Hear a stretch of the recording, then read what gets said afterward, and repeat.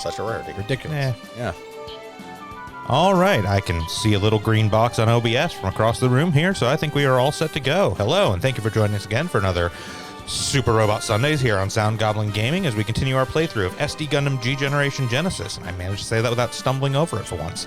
I am, as always, Bograt. I am Krampus. I'm Shiv.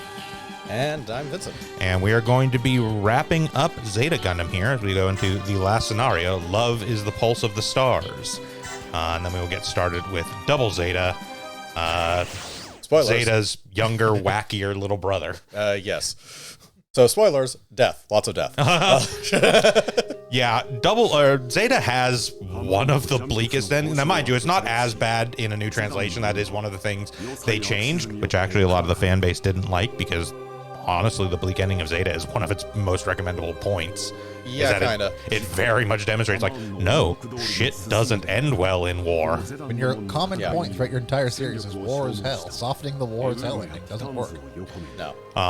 Also, quite frankly, the characters that were killed were, with the exception of Cats, Cats deserved it. Characters that were basically introduced in the series, and one could argue that Cats was kind of reintroduced in the series. I mean, he was a comic relief here and there in 79, basically.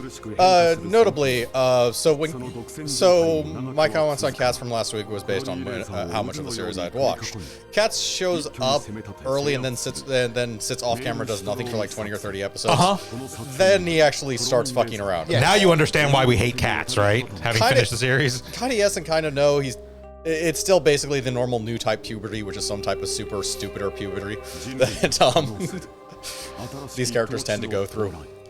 Yeah, but the difference is that every other one we see go through it, somebody goes something like, so here's knock off that dumb shit, and they don't initially go, okay, I'll knock off that dumb shit, but eventually they realize, like, oh, I should probably knock off that dumb shit. Now, and Cats doesn't. No, he did, because he died, and therefore can no longer do dumb shit. Yeah, exactly. And was better as a ghost. He knocked off that dumb shit forever. Also, it's less annoying when you're watching. The character itself is less annoyed when you're watching everything at double speed. Fair enough. It also takes the edge off of drama in general. Or in the case of Double Zeta, because I got about 12 episodes into that, really makes it even more comedic. I will say Double Zeta. I know it has like a major tonal Ghoster shift at a certain point, but about a third to halfway through, gets real serious. It still has a lot of comedy and goofiness through it, just because, I mean, those characters in and of themselves are... The Gundam team in Double Zeta is just... Yeah. Well, it's a ragtag group of orphan...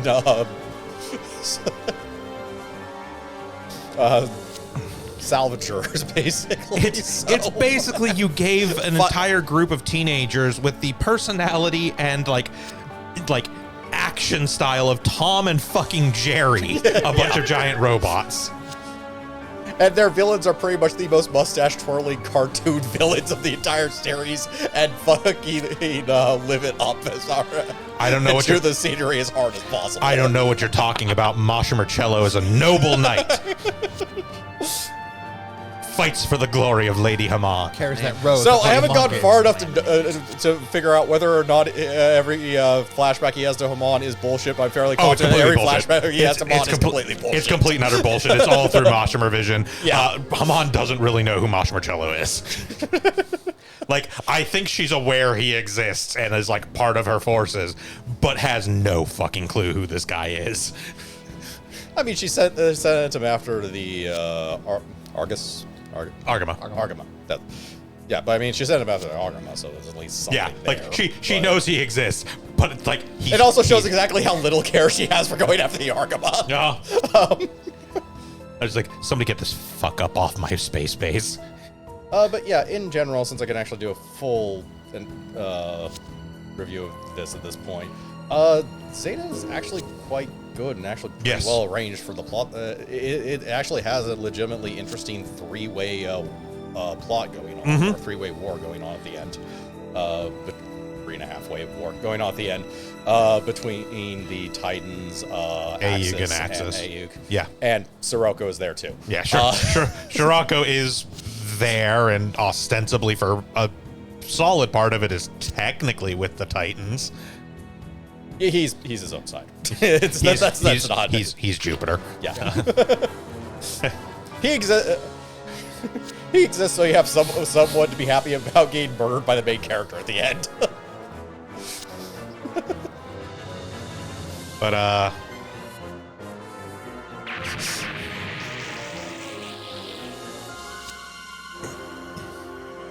But yeah, no, like, as I said, like, Zeta is not my personal favorite of the UC Gundam series, but that's really more of a matter of, like, personal preference than anything else. If I honestly took, like, an actual, like, objective look, I would say Zeta probably is the best UC series.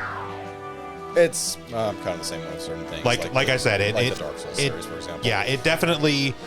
It displays and goes through its themes much better and more solidly than pretty much any other UC series. The characters are all actually fairly interesting. Even the like constant fuck up rival of Jared Mesa has a character arc. Yeah. And like it's an actual interesting arc, and you actually like see him enough to understand why he changes the way he does over the course of the series. Yeah. Like, no, it is very understandable why he goes. It literally shows you the steps of him going through his negative character arc. Yeah. But yeah, so it is like I said, I would think if I take an objective look at it, I could be convinced that Zeta is the best of the UC series. It's just not my personal favorite, just because. I mean, mainly suffers from its age, really. I mean, that's not even the factor for me. It's just there are other series we haven't gotten to yet that I like much more. And if I'm being totally honest, my personal favorite I like mostly because I know a lot of the supplementary material to it, because F91 got fucking butchered.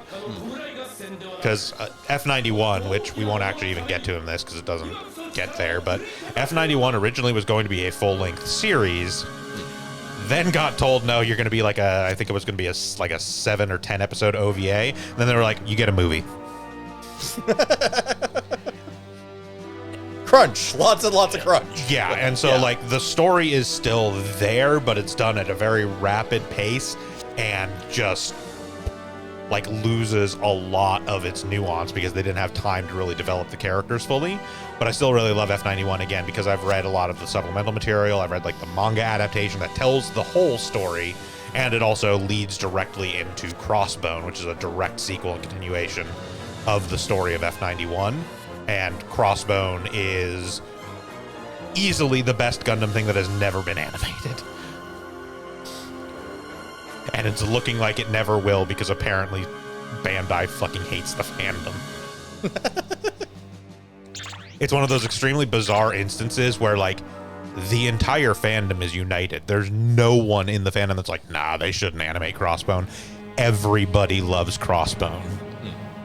Like, that almost never happens in a series with as, like, long a history and as wide and varied a fan base as Gundam does. But no, like, everyone is like, yeah, no, like, there are people that would be like, it's not really my thing. But they would be like, no, if Crossbone got animated, they would be like, yeah, no, I get it. I understand why. Yeah. But again, as I've kind of discussed a little bit before, it feels like something that if they were going to do an anime of Crossbone, they would almost have to go back and give F91 sort of another pass, like maybe either give it an actual full OVA or even at least just expand it into like a trilogy of films to get the whole story out there, because so much gets left on the floor that would make Crossbone not make any real goddamn sense. Okay.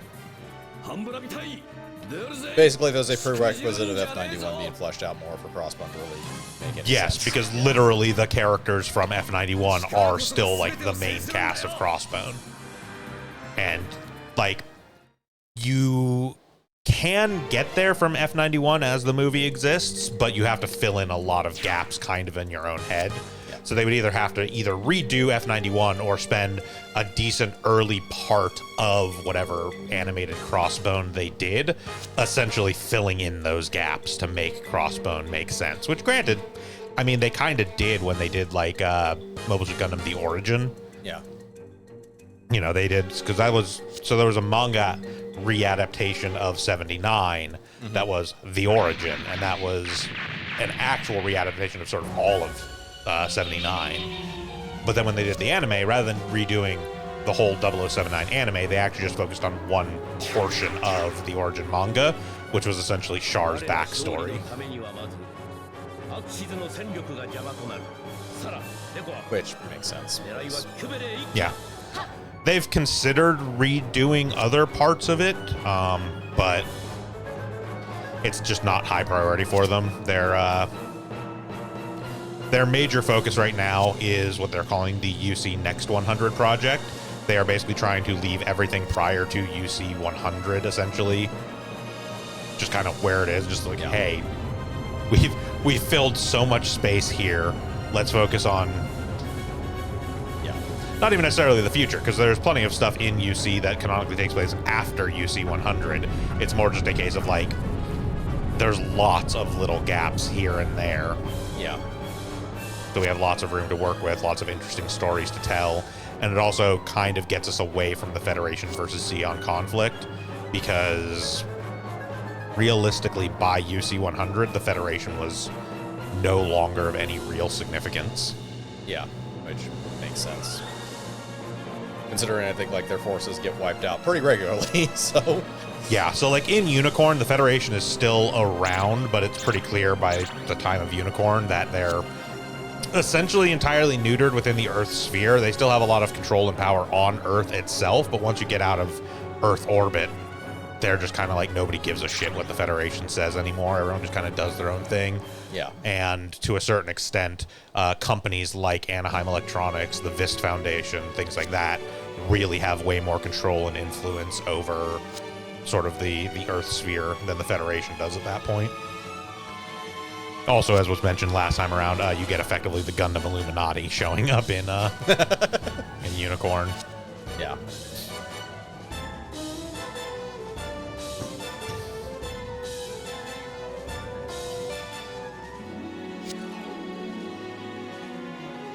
I love they're abbreviating of the staring contest between Sirocco and Amon Karn. Yep.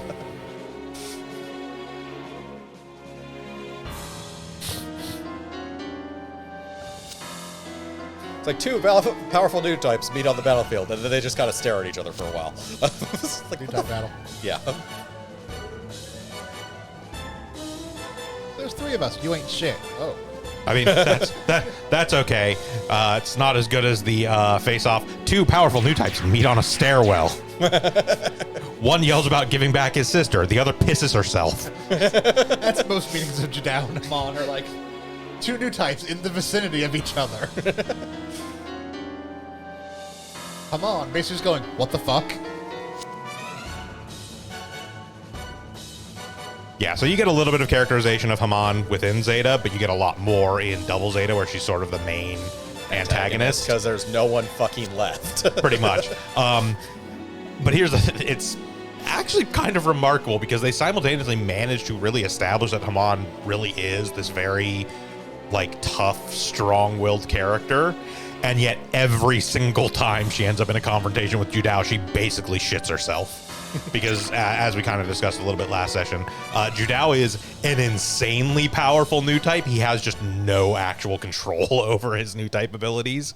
Yeah. So like when he gets pissed off, it manifests as just an overwhelming wave of fury. Yeah, he's actually kind of an interesting contrast to Camille, because he has next to no idea how to actually pilot things initially, but yep, definitely can fumble his way through it. Yeah, and is way more hot-blooded. Absolutely. 100%.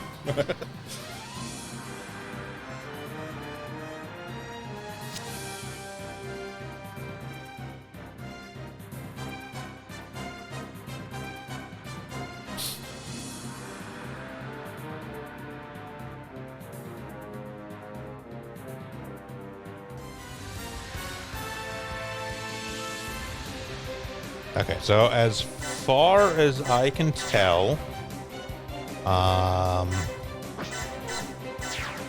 we have essentially 3 primary missions during this one. So we have Camille defeating Shirako, which again is what we are planning on doing anyways. Yeah. We need to have Emma engage Rakoa more than once, then defeat her. And then we have the incredibly fiddly one. Which is that one? Sort of. That's part of it. It is specifically we have to have Camille defeat Shiraka within 6 turns. In order to do that, we have to always have Quattro hit Haman. Quattro also needs to counterattack her every turn and hit. And you have to beat Haman twice before Camille basically makes it to this map.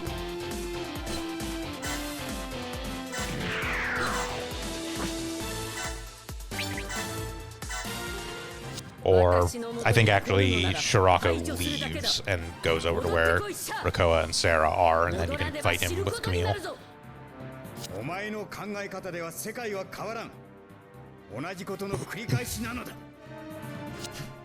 It's also a very interesting character arc for Char across Zeta Gundam that then unfortunately gets a little lost between there and CCA. Yeah, I can kind of see that. So the problem is that there's a lot that actually happens between Zeta Gundam and CCA to Char, like with what's going on with him. Yeah. But if you're just following the anime, you don't get to see any of that. So like you kind of end with him being in this state where he's like, you know, you're just repeating the old mistakes. You're doing the same dumb shit that, you know, Zeon has always done. You know, you're basically no better than the Zabi family were, just with a slightly different aim. And then the next time you see Char in anime is him showing up with axes being like, I'm going to drop this big fucking rock on Earth. Yeah. The fuck, dude?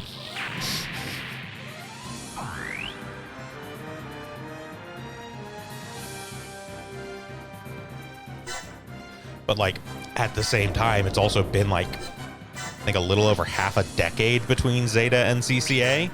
A lot of shit actually happens to Char during that time period. We just don't get to see any of it in the anime because we're busy focused on the Gundam team and their wacky antics.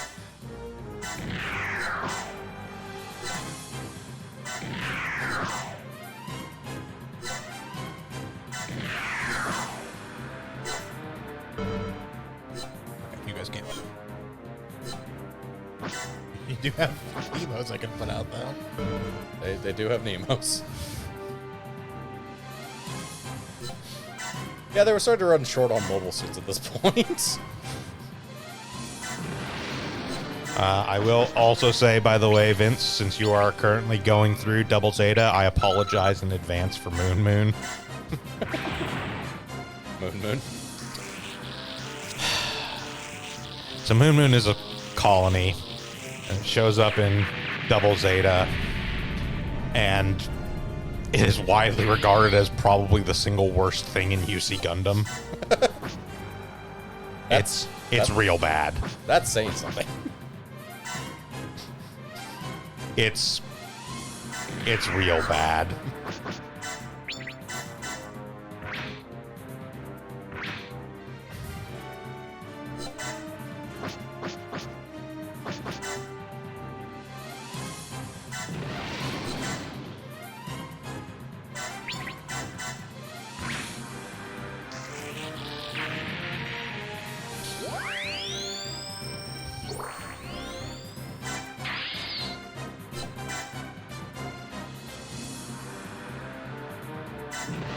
You are, I want to say not too far off from it. I want to say Moon Moon shows up like 13 or 14.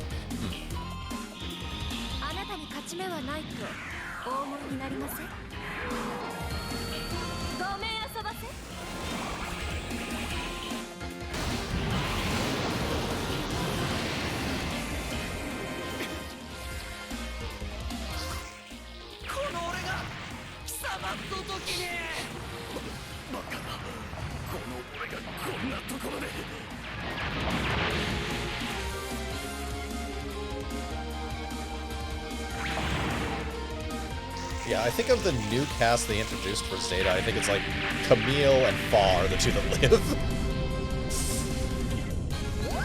Basically. Yeah.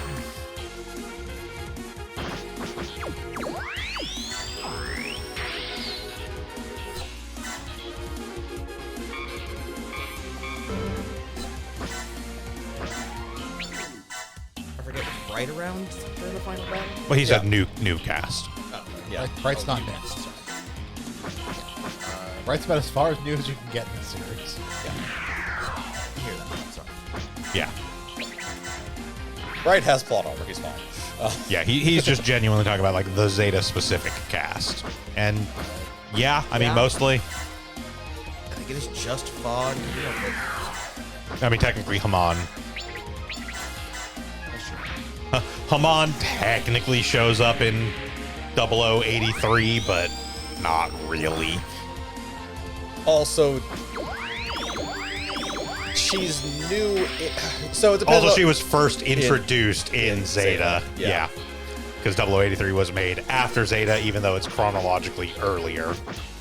It does at least help fill in the hole of what would drive people to be stupid enough to listen to Jamal Hyman and let him found the Titans. Yes. So again, that is most of the purpose of 0083 is like.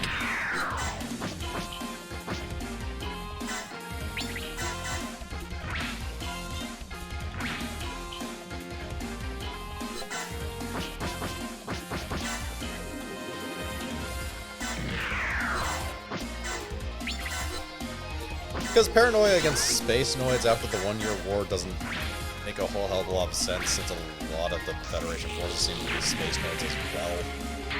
I mean, a lot of the Federation forces were space noids during the 1 Year War. No, that's what I mean. That's Like- what I said. Like, during the 1 Year War, a lot of the Federation forces were also space noids, so it's not like this was the Earth fighting space.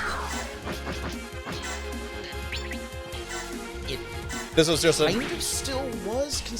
Like, Well- there's the grunts who are in the army, and then there's the Federation leadership. And those are two vastly different groups. Yes. It's more like an inept bureaucracy that originated from Earth fighting against a... Despotic bureaucracy. a despotic regime that came from space. Yes. Yes, you were correct. Space Germany. Or Space Nazi Germany. But they're Slash space... Space Imperial Japan. Yeah. Slash a little bit of the Allies in there too. Yeah.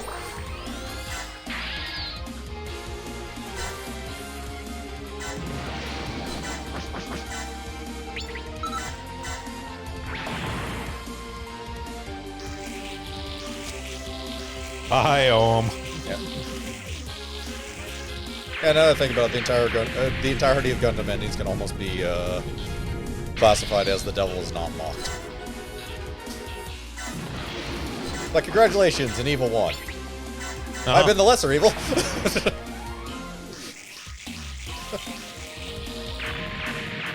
I mean, occasionally you get endings like Zeta's, which is nobody won. No, but the galaxy is definitely worse off as at the end of Zeta. Absolutely. The Titans are gone. That's a good thing. Hamon Karn is ascended effectively, and pretty much the most powerful military left, or one of.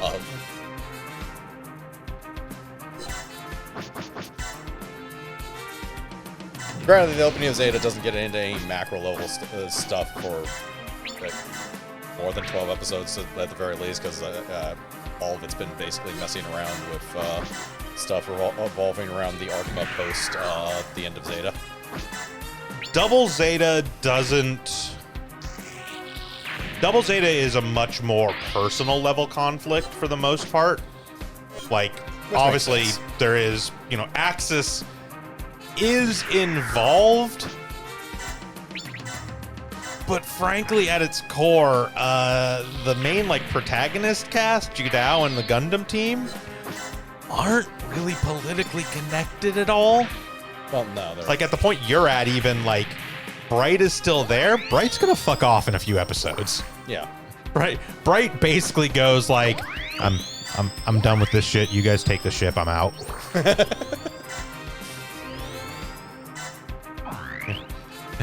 It is a combination of both.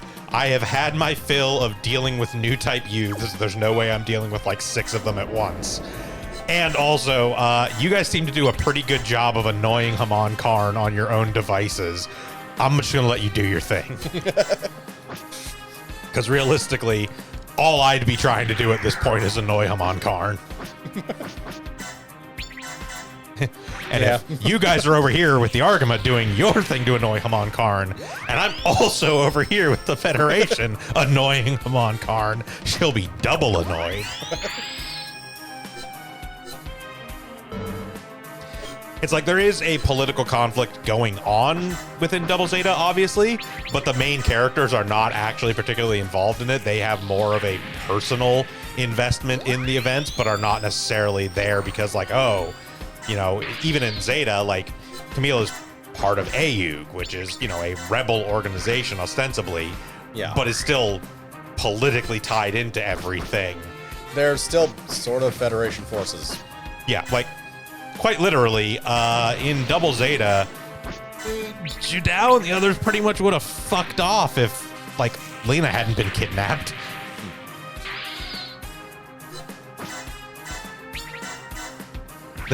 Their entire motivation, for the most part, was Shangri-La sucks ass. We want to get out of here. Oh, look, an opportunity to get out of here. God damn it, Neo Zeon, give back my sister.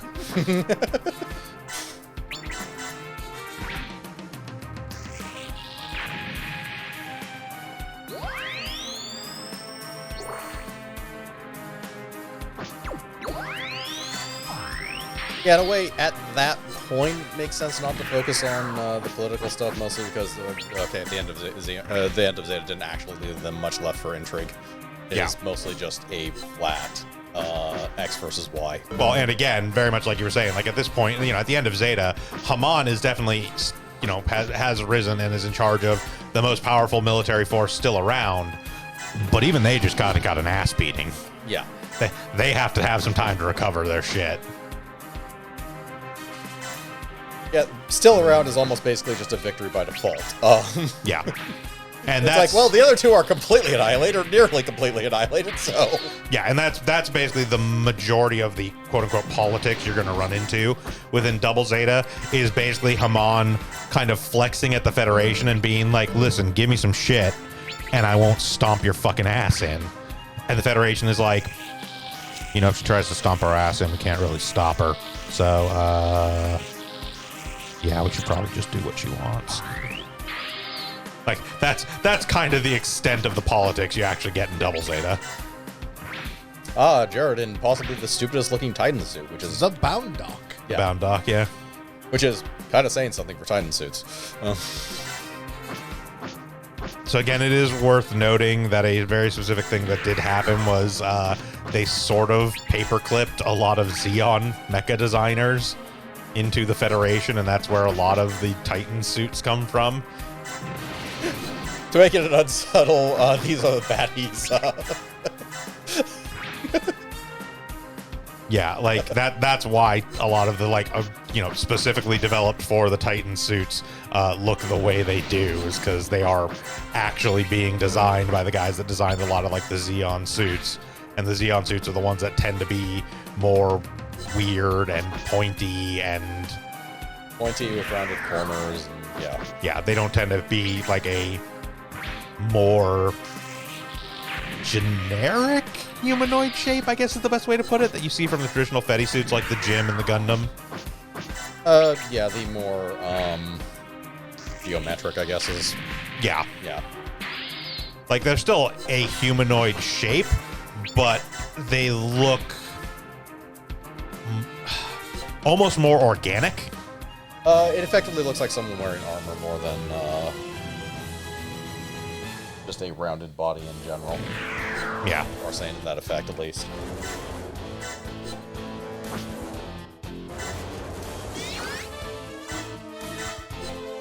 Yeah, like, in general, the Fetty suits tend to look like somebody came at it from the design perspective of a traditional, like, military take. It's like, okay, what if we had a tank, but it had legs instead of treads? And that's why you end up with, like, the very boxy design and stuff like that. Whereas the Zeon suits tended to be more of a, like, okay, what if we made a race car but for space combat? Complete with all the bizarre nonsense of, like, this is not designed for a human to actually like sit comfortably in. Yeah. In fairness, it's a deep striker. So there is a kind of thing I've been ruminating on for the past, like, session or so about the suit design in kind of a weird, abstract way. Indulge me a little for the point I'm trying to make. So, I've been thinking about the Hyakushiki a lot. Okay. That's where in Zeta Gundam. Yeah. Yeah. And my first introduction to A, Gundam, B, the Hyakushiki, and C, like a lot of Mobile Suit stuff in general, was Super Robot Wars. Right. I learned most of the bare bones stuff I learned about it from specifically Super Robot Wars Alpha, where the Hyakushiki was this mythical, you cannot touch this, Yeah. short of bullshit cheating mechanics suit. Especially if you put Roy Fokker in the pilot seat. Well, so even if you don't... No, especially if you put Roy Fokker in. Yeah, especially if you put Roy Fokker in there. But even if Char is piloting the Hyakushiki, you basically can put that thing anywhere and nobody's ever going to touch it. So it got this sort of, like, mythical status in my head. But then when I went in to watch Zeta Gundam, like the actual show, the Hyakushiki is just a good mobile suit. Yeah. More important because it's piloted by Char, and more impressive because it's Char at the controls. Yeah, the actual truth of the Hyakushiki is it is actually essentially a failed prototype that they then slathered an anti-beam coating paint job on, and we're like, Char, you get this one. And similarly, like, I forget what the name of even that pointy suit that we're about to shoot off the map that Yazan's piloting. I'm Robbie. Yeah. Robbie. Like, that one I thought, like, oh, that must be like a big bad, suit thing. No. Because that's what he pilots throughout all of the Zeta Gundam section of Alpha. Yep. And when he shows up in Alpha 2 as an antagonist. But no, it's just some suit he gets, like, 2/3 of the way through Zeta Gundam. So it's been kind of interesting for me because I came through mecha anime, especially through Gundam, through, like, the exact opposite way most other people did.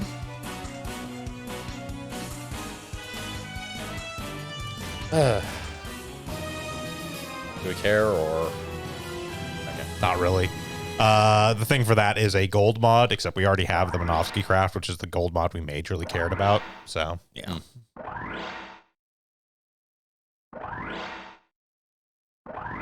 Also, strictly speaking, we may still be able to do it.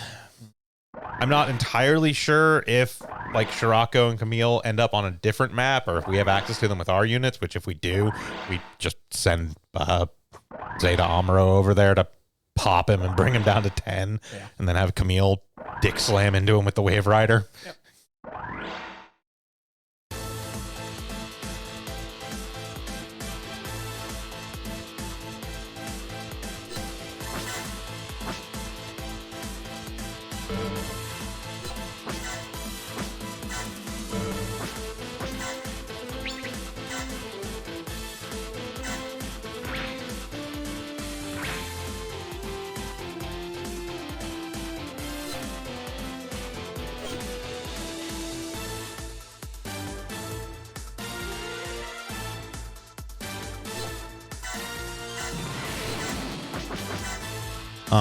They will specifically spawn up north, so if we want to at least try for it, we'll have to range stuff up there.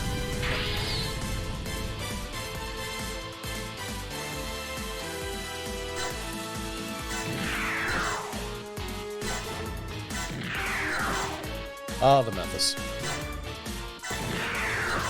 I think I've also learned the Memphis is basically the most indestructible suit, not on complete fucking accident. Well, Oh, sorry, the most destructible inexplosive suit. yes, it is eminently destructible. It's just not destroyable. Yeah. In spite how much it gets its ass kicked throughout the entirety of Zeta, it survives Zeta. That's one suit that Super Robot Wars couldn't say. Even then, shit. I am fairly certain the Methus is constructed in the same way that Gunpla are, so the arms and legs just kind of pop off. So it's like Fa drifts it back into the hangar, and Asuna just like Give me a second. All right, you got limbs again.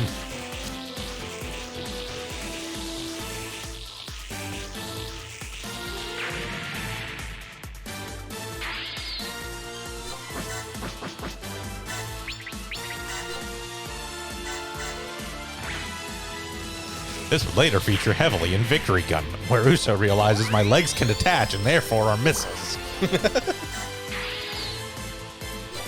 So yeah, to re-answer the question from last week, if I was absolutely forced onto a battlefield with a mobile suit, the method is because... You'll survive. Yeah. I won't do crap, but I'll survive. I don't know, it does occasionally shoot down an enemy mobile suit, like a Hyzak here and there. Mostly by accident. Yes.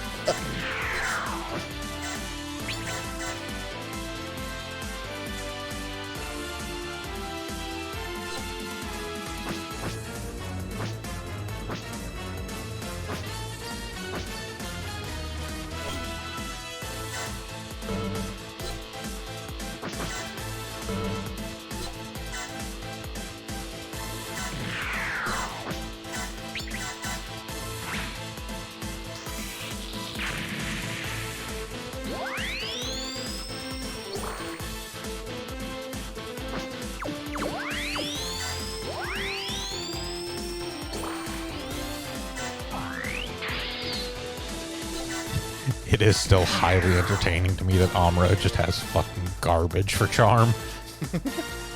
That's accurate. Yeah. It's just extremely funny because he is extremely a protagonist, but also has no idea how to deal with people. No, he really doesn't. I think to a certain extent the happiest Amuro has ever been in his life when he was like given this big fucking mansion at Cheyenne Mountain and just told, stay here, don't talk to people. He's like, wait, what? I don't have to talk to you. Okay.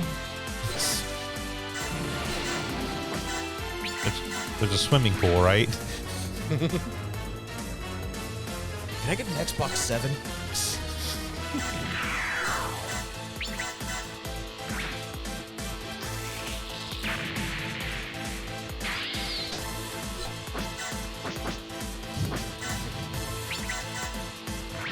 Weirdly, new type powers work in FPS system. He's been banned multiple times. You're aimbotting. No, I'm not.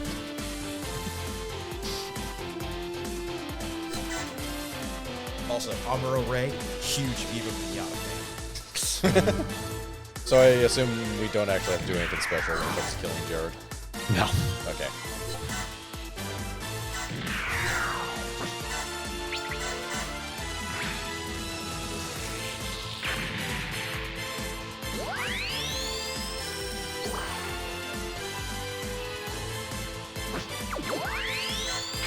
Ah, somebody put a cannon on the back of a Hyzak. Yep. Is that looking for 5 or? Yeah, it's like 5. Whatever that is. He even hires on. That would be my guess.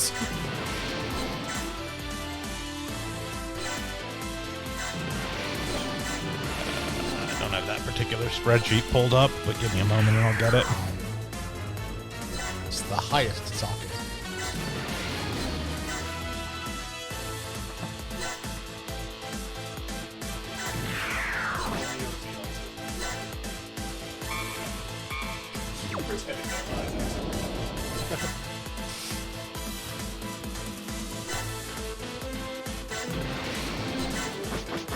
It's like a Zaku 2.5. It's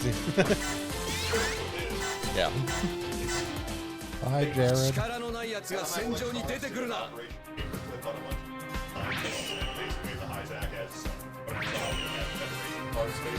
Yeah.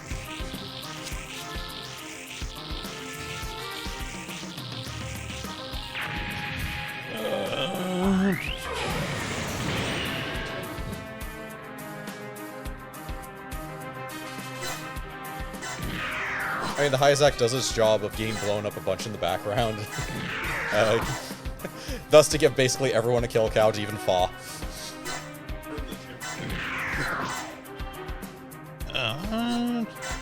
Hyzak cannon.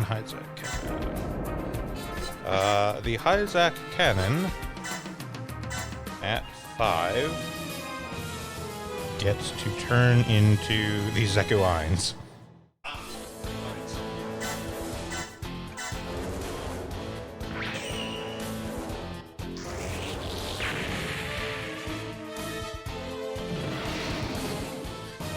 Which, shrug.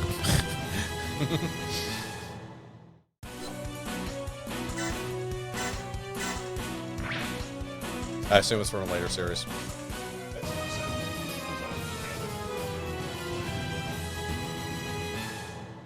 Yeah, the Zekuines is from Sentinel, so it's from a side story that technically they don't have the rights to anymore. It's a very complicated thing. They have the rights to none of the characters.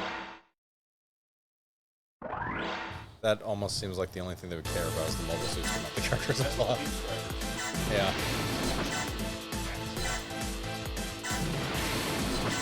But yeah, they still have like Kotoki design, so they still look like Gundam stuff. Yeah. Yep. Yeah, that is like the first stuff that Kotoki worked on in the Gundam setting.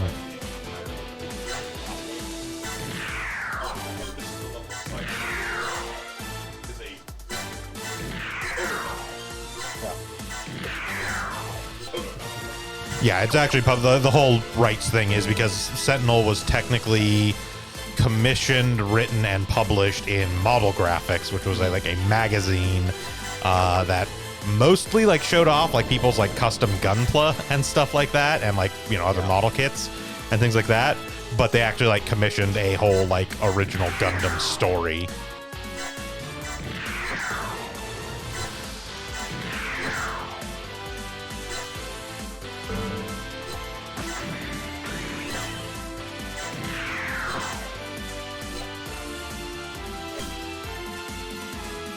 And like from there, Sentinel became extremely popular, which extremely annoys Sunrise / Bandai because they don't have the rights to it. Like again, they have the rights to the suits, so the suits show up like fucking everywhere because everybody loves the suits and loves Sentinel. But they literally, like, without going through a whole bunch of rights bullshit. That might be an issue. Yeah, I don't understand how Char's supposed to actually attack and counterattack every single turn without dying. Yeah.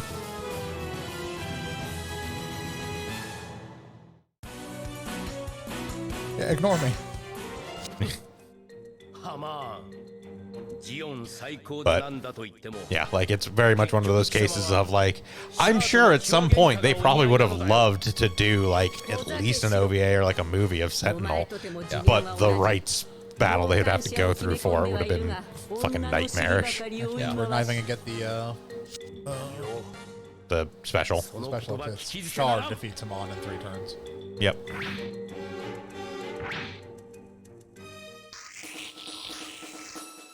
Oh no, the like 2 mobile suits we'd be able to capture for money.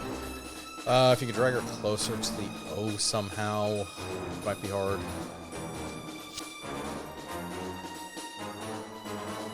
Well, if he'd actually fucking hit, we would have done it.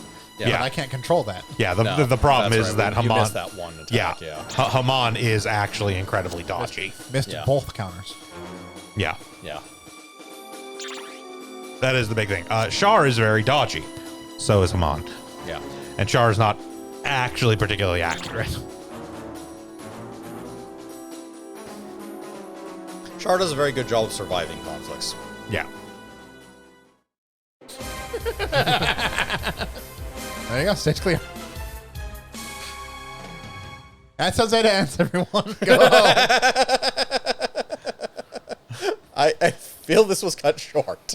So sometimes when certain triggers are supposed to happen, If they don't happen properly, if you don't actually set them like off. if you've cleared the maps, there's nothing else alive. It goes like, well, everything's dead. Yeah. Nothing responds, so yeah. Right, so let's So that's the problem with not doing the objective. Okay. We'll leave someone alive next time we do this again. Yeah. Good job, team. Yep. So, are we just going back into this one? Or? Yes. Okay. Yeah, we're going to go back into this. Yeah, there's not a lot of missions where it can happen, but there are weird missions where that can happen. We'll actually get through it and watch it. Yeah. Yeah. Yeah, because the problem is it essentially does a state-based check at that point and goes, oh, there's no enemies left. Well, the goal is defeat all enemies. Yes, because typically it'll be like something that goes to a defeat all enemies goal, so the main goal chain finishes, so it switches to a defeat all enemies goal. And then goes, but well, there's no enemies aren't enemies. supposed to spawn like right then. They'll take a turn or two to spawn. It just goes, well, nothing's alive. You're done. Yeah, you may want to save some at the end of your turn. You have to hit with one of the fucking counterattacks. The problem is I can't save scum. You can't save scum mid-turn, I know, so there's a... Well, I can save scum mid-turn. The problem is I can't effectively save scum the counters. Yeah. Because you have to wait for a bunch of stuff to go through. I need other things to go through to change what seed that attack's going to happen on. Oh, okay, so... What you can do is have Char basically do everything on the turn first, save, then do Char's turn. The RNG is actually effective just by, like, moving. So, like, you could make the attack, go to the thing, see if he gets the counterattack. If not, literally move to a different spot, attack from there, and it does actually change the RNG. Yeah, but we want to save not right before that, though, because moving, if he misses both those attacks, then we're just screwed, because we don't have enough things to change What spot you move to affects the RNG. Not just movement in general? Yes. So basically just save before Char's turn, and then, Yeah. By the way, watching this series with the English dub will throw your pronunciations of every character off.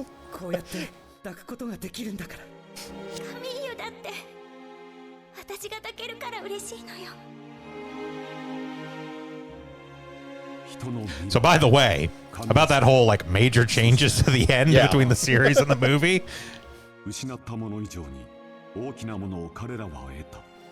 To clarify, for those who may not be familiar, Camille is basically in a vegetative state at the end of Zeta. Yeah. So, basically, he goes to kill Shirako, and Shirako is basically like, well, I'm bringing your soul with me. Yeah. Mind you, this is after... He does kill Shirako. Well, yeah. Should be noted also that that's actually where his new type powers become utter bullshit. Yes. Because first, before he meets Shirako at a certain point, I think he actually manifests new type powers to the point where he powers up the Zeta Gundam some fucking how. Yes. Which goes well beyond what new type powers have previously done in the series. Because usually it's just like psychic sense and whispers and nonsense like that. Yeah. This is actually like, oh no, this is actually a physical manifestation that new types have not really previously done. Yeah, I mean, Camille is also a significantly more powerful new type and more in control of his new type abilities than any other new type we've seen previously. Yeah. So there's that factor as well. And then he channels all of the women dead and cats for some reason in order to fight Soraka. Nearby. He needs cats to do, of all things, to tell Sarah to stop being dumb.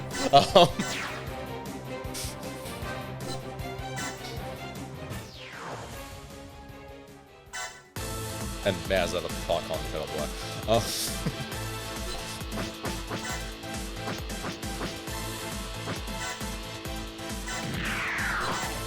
Spawn in north, right? Yeah, that's what it said, is they... Sarah, Rakoa, and Shirako all spawn in the north end.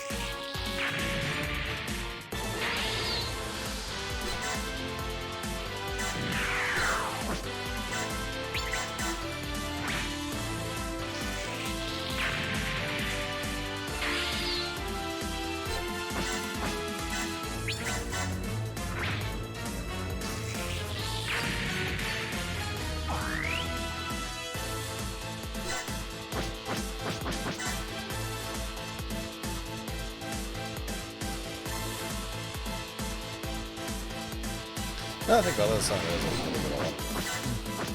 it's like, especially when it comes to the enemy teams, they tend to be teams of the exact same suit or the type of mix. Yeah.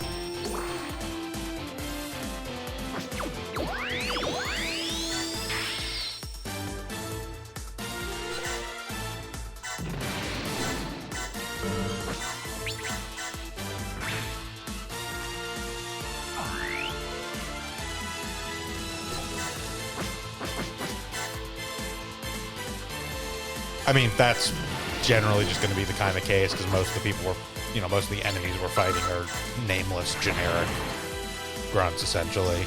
Yeah. Typically, if it's a significant character, they'll get either a unique unit or at the very least have like a unique form of the generic unit. Yeah.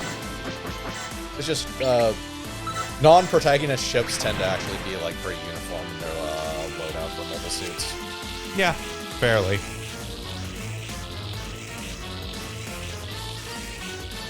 I mean, to a certain extent in Zeta, that's understandable because, again, the AU, while it does have a lot of really solid backing, is still technically like a rebel criminal organization, so they just kind of have whatever they can get. Yeah. And then, like, double Zeta, it's the Gundam team. They have whatever they stole. Yeah. That it makes sense in general. You want protagonists. You want people to be able to visually tell the protagonists apart. Yeah, well, and then, like, if you think about, like, so 0079, all the stuff they had was basically experimental suits. So, yeah, they were going to have a random scattering of, like, well, here's a gun cannon and a couple gun tanks and the Gundam and some fucking, core fighters, basically. Replacement core fighters for when they inevitably get shot down. Tragically. Like, the biggest thing is that typically speaking, most of the time when we're looking at a series, the protagonists we're following aren't in a situation where they would typically have, like, mass-produced stuff. Because a lot of times they're either like, look at like a 0083. They were test pilots at a, a development facility. Or, 81. Again, it was a development suit for the Alex. And then if you actually look at the Xeon team there, or 080, the Xeon team there had mostly standard stuff, with the one infiltration suit. Right, the one infiltration suit, the Comfort, the assemble on site mobile suit, basically. But then if you look at something like, say, 8th MS team, 8th MS team actually has pretty standardized equipment for the whole group. Ground Gundams or gyms, or ground Gundams with gym heads, because they got to hit the Yeah, they had to replace whatever they could. It's literally not until Shiro fucks up his suit so badly that they have to massively rejigger it with whatever they have on hand that he gets the truly unique EC8. And even that is a ground Gundam that's just been with extra shit bolted stuff in. They had. Yeah, shit bolted onto it from whatever they could salvage. So yeah, it is definitely a case. Or like in the instance of like something like, say, Missing Link.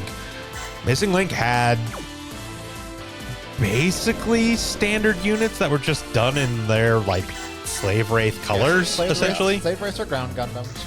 Just with a different color scheme and different armament, essentially. Yeah. The only real like experimental thing is mostly on the they technically had side, where they have a bishop. Yeah. They also had a pixie, but yeah. Eventually. Yeah. Yeah, they do eventually have one of the many pixies. There's 3. Also, that is one of the few ones we actually canonically know exactly how many pixies there are. Up until they somehow decide there were more of them, we know there were 3 pixies. The Ifrits are also semi-unique. Yes. Again, we know exactly how many Ifrits were actually made. Yeah. And that one is a unique one considering it's Schneid's Ifrit. Yes, which later becomes the Ifrit Schneid, ostensibly. Yeah. There are, if I recall correctly, 8 Ifrits. We only see like 4 of them, but there were 8 made.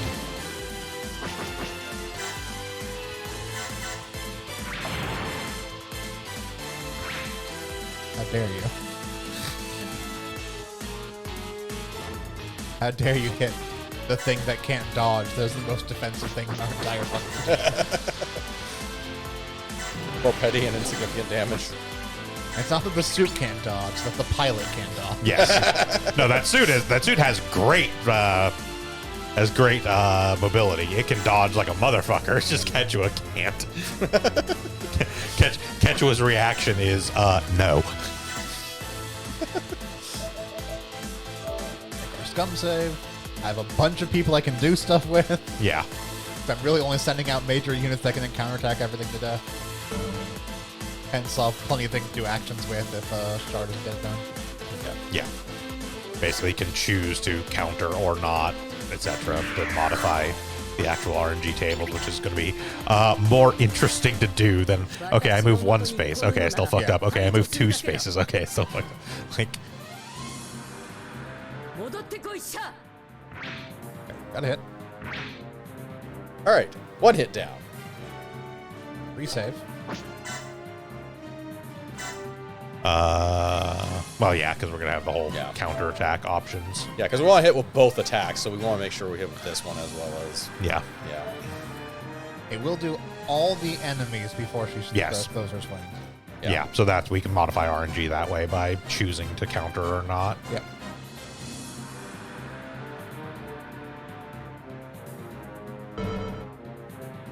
The chances are high to counter, He has So- like a 77% hit chance. so hit it's chance. not... Yeah. He's going to miss a quarter of the time. That's the problem. Yeah.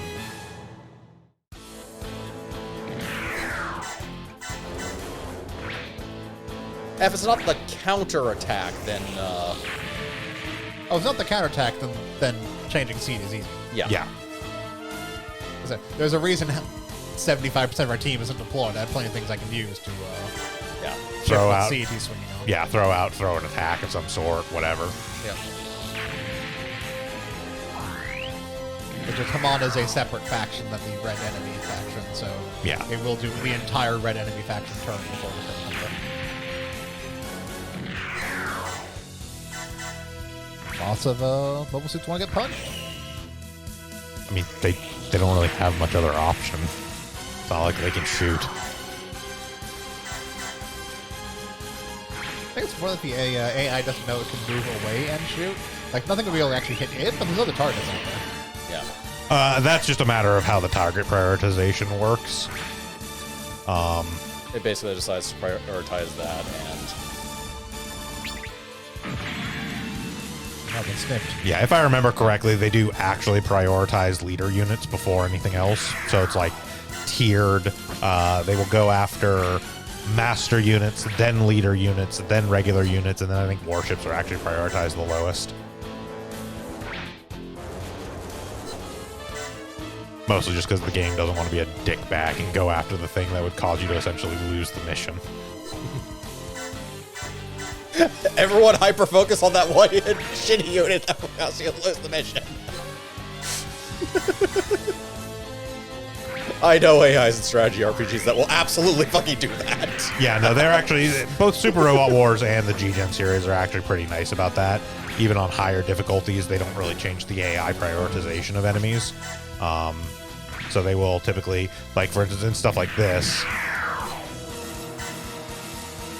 Coordinated attack. They are doing a coordinated attack. So this is the thing that doesn't... They didn't get to do it last time because one of their one members was died already immediately. dead. Yeah. So this is the thing that doesn't actually come up that often, but a lot of times if there's actually an established You team... suck. Yeah, if there's actually an established team on the field, they will actually have like combo attacks like this. If we had actually gone into the animation, they usually have special animations for them too. It should be noted his suit does explode, actually. Oh, yeah. It's just he actually has a survival thing. Yes. Yeah. Pod. Oh yeah, no, the Hammurabi goes fucking up like a fucking candle. Yeah. Just but yeah, there are only a handful of quote unquote teams that really exist in Gundam in that sense anyways. So it's not a thing that comes up that often. It's more common in the games that include non-UC stuff because that's a lot more common in like AUs. Which makes sense. Like pretty much anything that has wing involved, there's almost always a combo attack with the Mercurius and Viet. There's pretty frequently stuff with a lot of the there's like stuff for like the Leopard and Air Master from X usually. There we go. Okay. You're fine, Char. You're fine. The Yakushiki regenerates. Let's regenerate. It's one of the several hidden theoretical powers of the Yakushiki.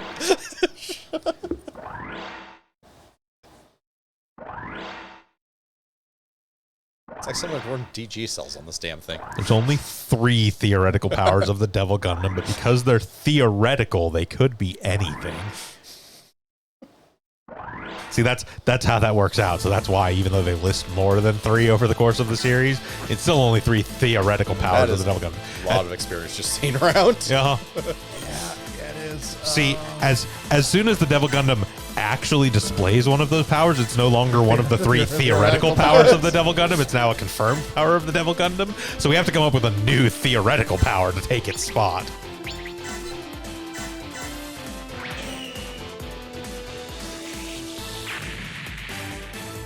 It's gonna be good, by the way. Just Does this stupid thing have a map attack? Yes, it does have a map attack. This does have a map, which is this weird folder thing. But I'm actually gonna do that. It's usually, yeah, Phoenix's Who map else has a attack. map attack? Not enough I don't have the energy. energy for it. I doubt you have the energy thing. Not on this team, though. Wasn't it on one of the ships? Other ship. Yeah. Yeah, but it's gonna have to be in the command range. There's no way she's in. Yeah. Red is a good commander. He's not that good a commander. Oh, I really wanted to do the like the 9 movement one. Well, hold on. What's the hold on. What's the movement range on the? You can't do commands after. Oh, that's right. You can't do skills after movement. That's right. You have to be They're pre-move. active to do skills. I forgot about that. That's one thing that kind of changes here and there between the games. Yeah. But you can do skills all over the place in Super Robot Wars. How big? Also, some of the G-Gen games. How big was the area? On the. Oh, I can definitely get his area on it. I just have to get closer.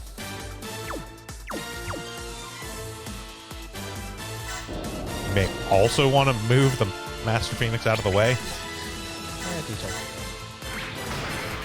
I mean, it is Quechua. She'll tank it, but like it will still do its damage because that's how map attacks work. Defense doesn't matter, but.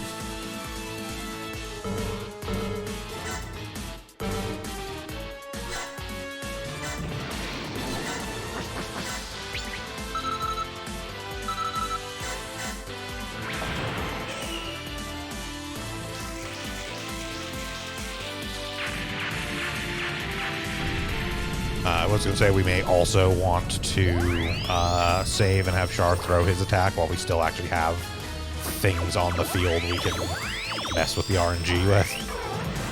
Yeah.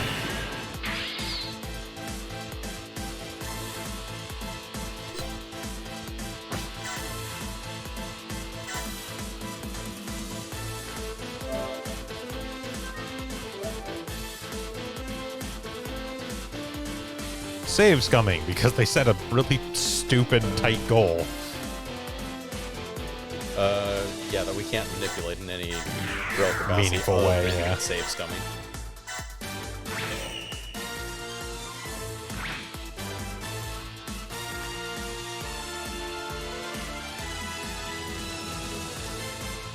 Actually, that makes sense. Yeah, he's fine. He's at like half health. It's also just better in general fighting her in close combat. Yeah. He's more likely to hit, and she does less damage. I mean, Char is primarily a melee combatant, actually. Bye. Lasers everywhere! God, we're gonna have a time when we get to Crossrays.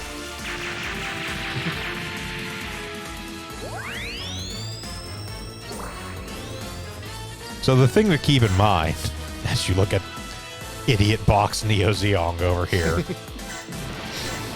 that UC Gundam is actually one of the more restrained and stupid overpowered bullshit.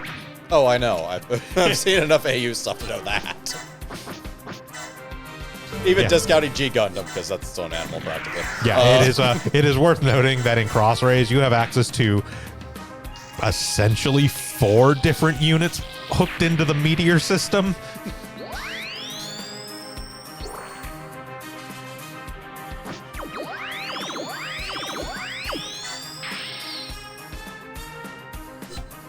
Because there's like Justice with Meteor System, Infinite Justice with Meteor System, Freedom with Meteor System, and Strike Freedom with Meteor System. Yeah.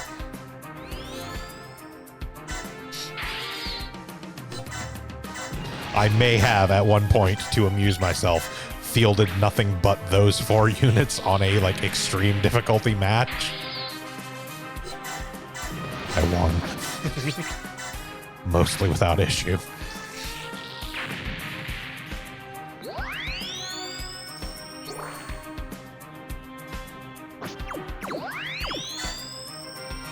Alright. The rest of you who are here, oh, hold on. We'll actually do these ones. Figure out if I'm adjourned. Yeah. Yeah. You, go home. You only had to throw like 20 counterattacks.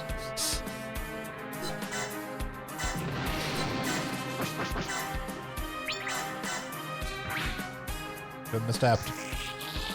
Bye, Dunkel. One of the best horse names in Zeta Gundam.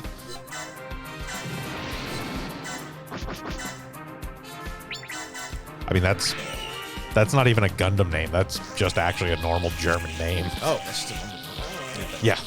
No, Dunkel is just a fairly normal German name. It is not Yazan Gable or Kakrakon Kakuler. Jamatov Hyman. Jamatov Hyman. Is, No. The point I'm making is that specifically Yazan's team has one dude with a normal name. His name is Dunkel Cooper.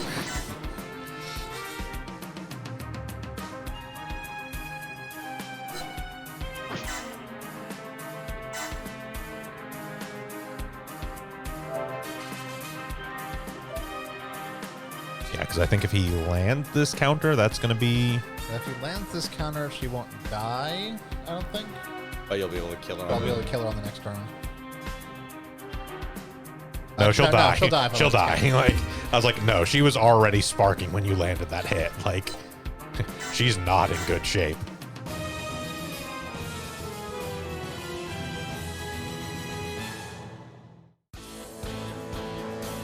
Howard.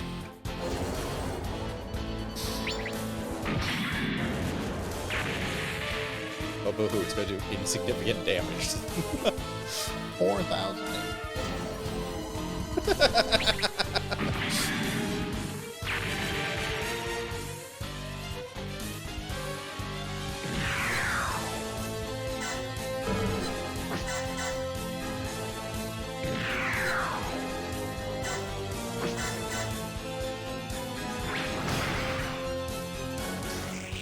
How dare you? I don't have to counter you. Fuck off. I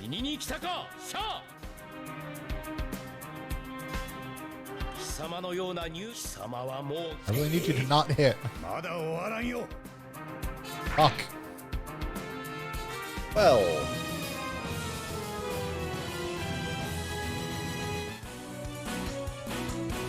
Well, she can miss. Yeah, I mean, that's fine, actually. Not if, Yoka, maybe?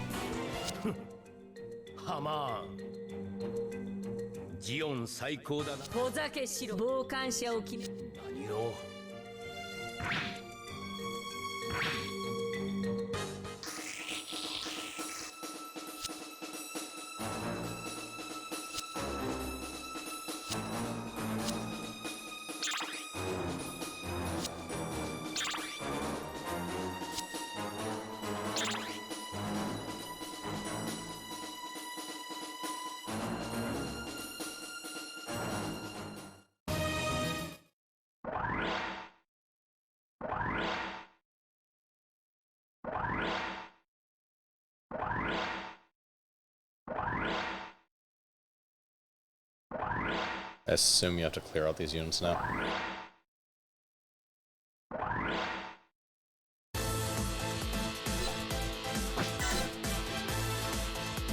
I think literally we don't get other spawns. Unless we actually do that. So, load up. We'll do a test. Loading up won't help. We'll have to restart. Well, we can try and get a seed that literally has... We'll have to try and get a seed that has, what's his face miss. When he has like a 83% chance of hitting. Yeah.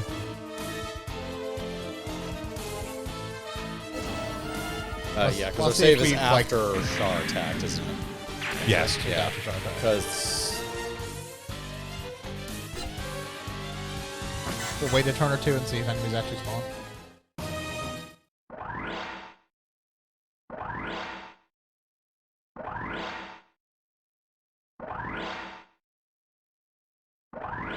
Yeah, just cutting out one of Char's attacks or not caring whether you missed the counter. There we go. Okay.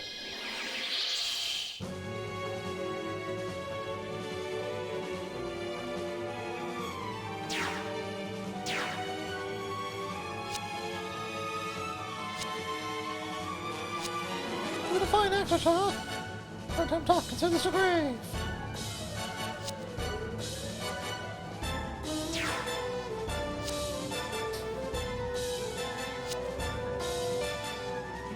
Reenacted with their mobile suits while they're inside the...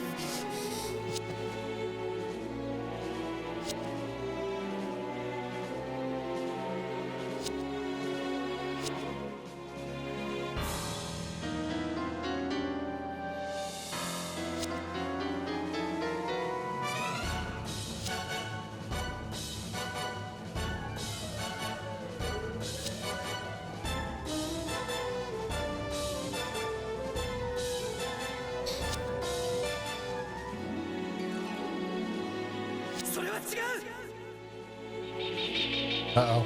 Camille's pissed. Yep.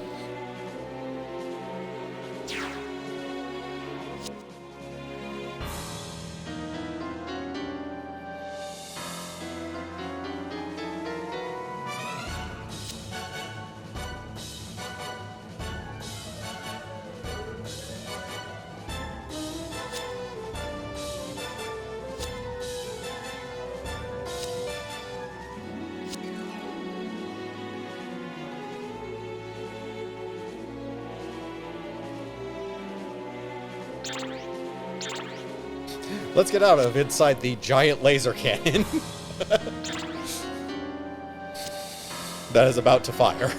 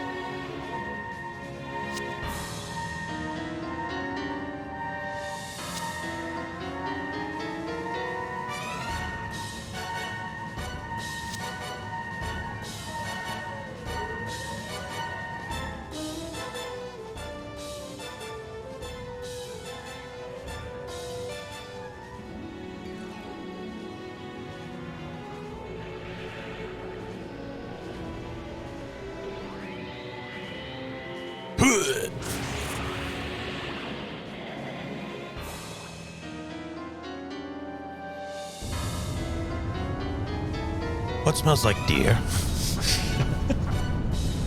Turn off your headlights. Oh no, it transformed them into different ships. Good news is we dealt with the Titan fleet. The bad news is the Axis fleet showed up.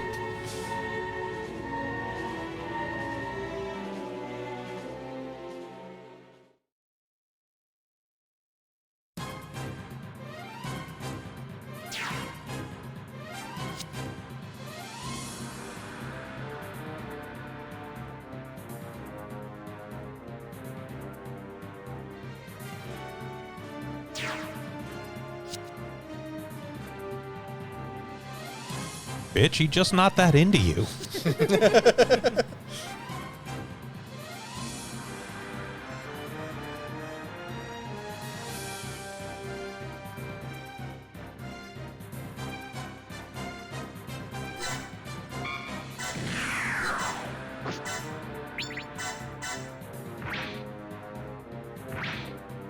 This is the same idea, isn't it?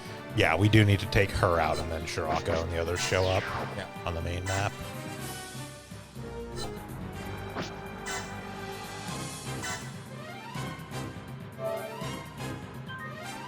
Fortunately, this time we don't have Shiraka around to fuck things up. Yeah. As usual.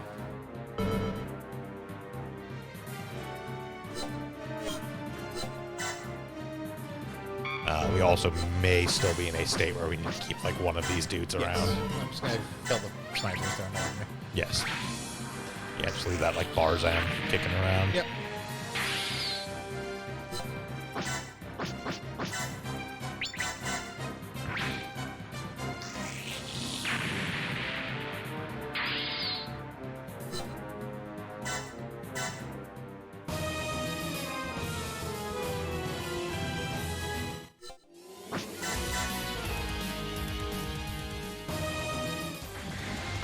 All right, all this stuff. Yes, there is actual Axis forces now.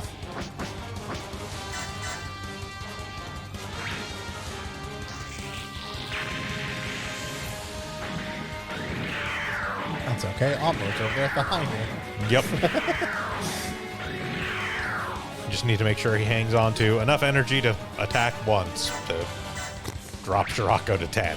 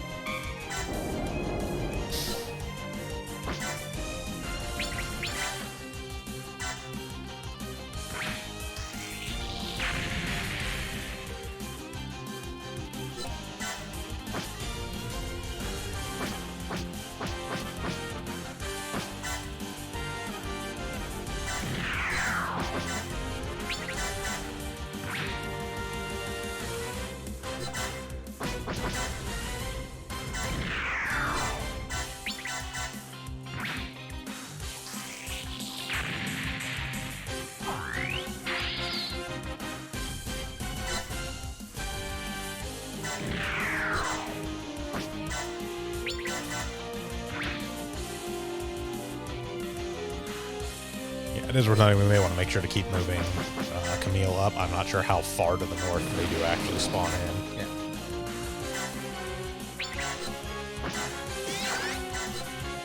Kill the trash first, there's no chance of getting attacked. Yeah. I mean, I can't imagine the Zeta Gundam's all that fragile anyways. Be able to get the pilot, but still.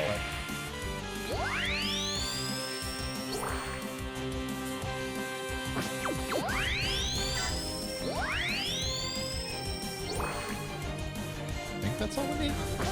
Pretty sure.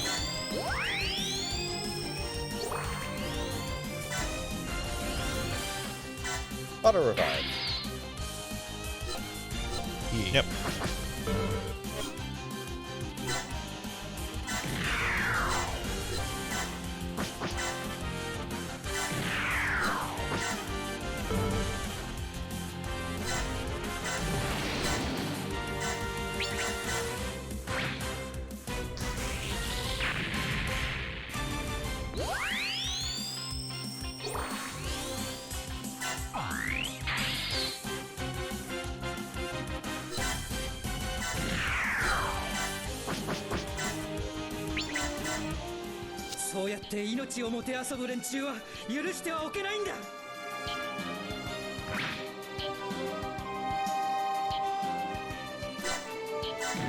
That's all up, actually.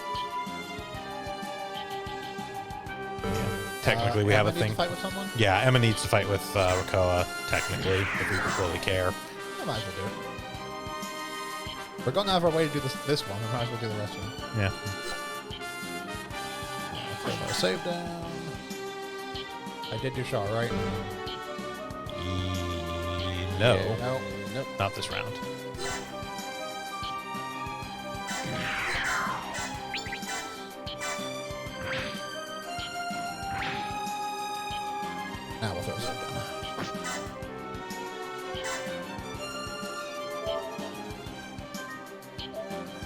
A complicated dance of Char asked.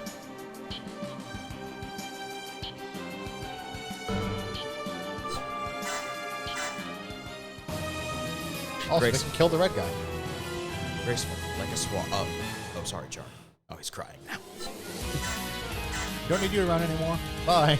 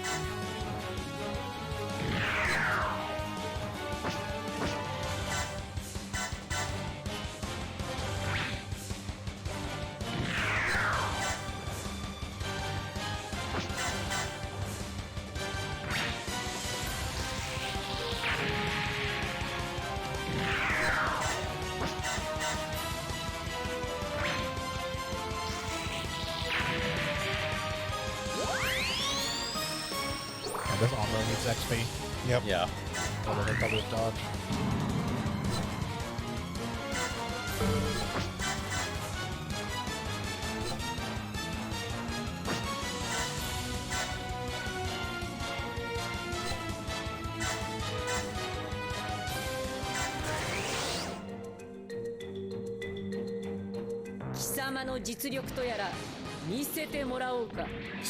Ow.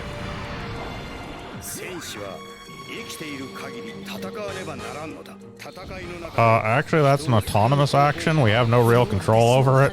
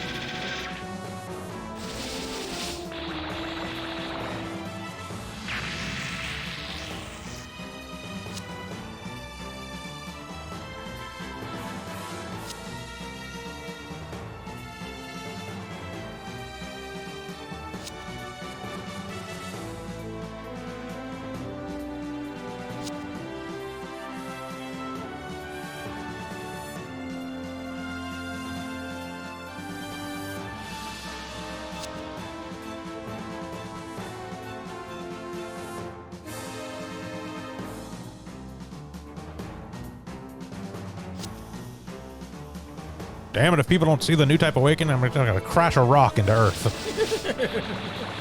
Do a damn new type awakening myself. That'll show them.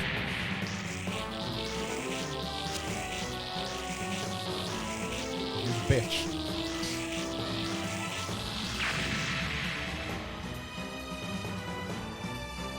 And thus died Shar Aznable, never to be seen again.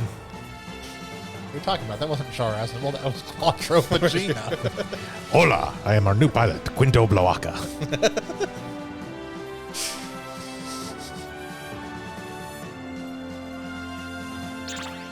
Yet another skies that fools absolutely no one.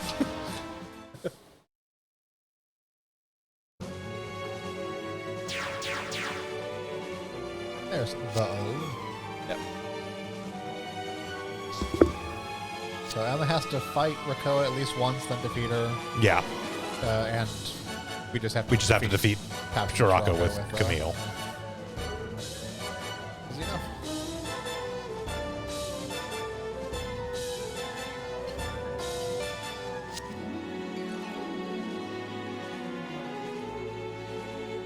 Okay, and they're right there, so. Yeah. Right there.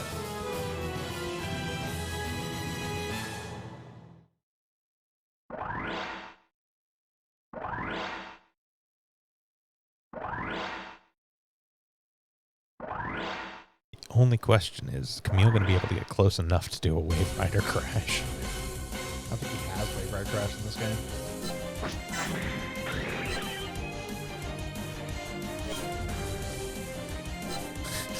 does not have No, Wave he Rider does not Crash. have the Wave Rider Crash. as an I don't attack. know if he'll do the I'm Wave pretty. Rider Crash. I'm pretty sure it'll do it as a cinematic if we actually have him defeat Shirako.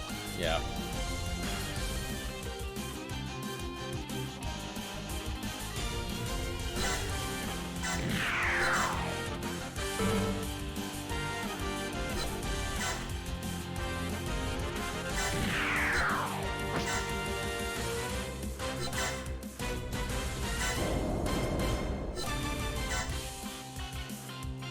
No. If it was the other side, I would absolutely just group attack and murder Sarah. Sarah. But Yeah, no, we specifically have to have Emma. Emma, get your slowness up here.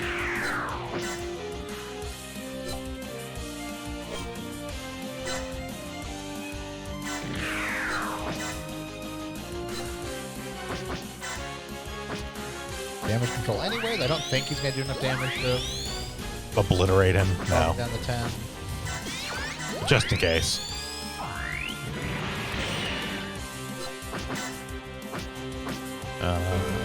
Yeah, he's not going to get the kill, so the XP boost would be a waste. Yep. Also, quick motion, just to make sure I can't boss or miss. Yep.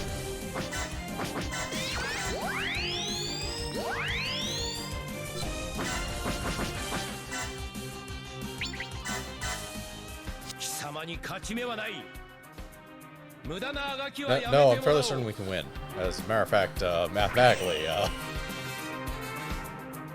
so we didn't need damage control, but it's close. No, either but way. it's close either way. Yeah.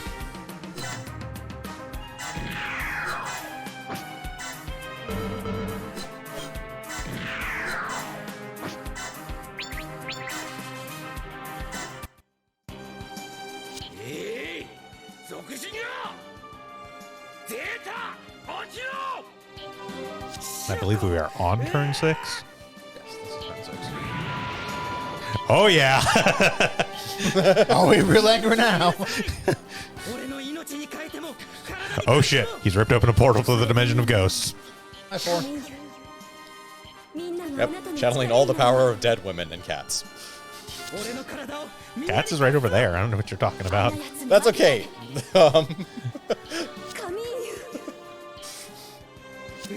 When I say dead women, it also means Sarah and Rikoa, Yes. who are also right over there. I do hope it does the actual way Brother crashes the attack and not whatever action for. ゼータがどうしたんだ。私の知らない新兵器か。わかるまい。戦争を手段にしている白っ子にはこの僕を通して出ている力が。力だと。カミーユはその力を表現できるマシンに乗ってるんだよ。女の声。うわ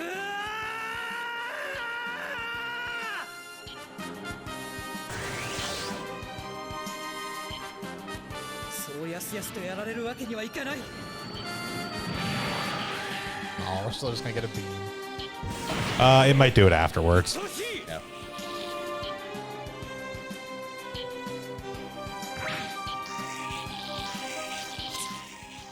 Gio, なぜ動かん？女たちのところへ戻るんだ。女だと？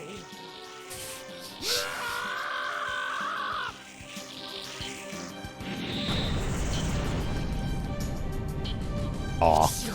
No Wave Rider Crash. Nope. No. Very sad. We do not get to see Shirako punched directly in the dick by the nose cone of a fucking Wave Rider.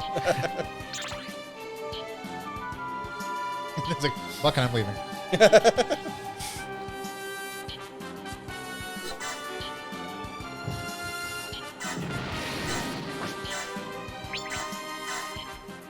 Yeah, so Tears of Time was the one for the gold, so we just got that. Nice. And then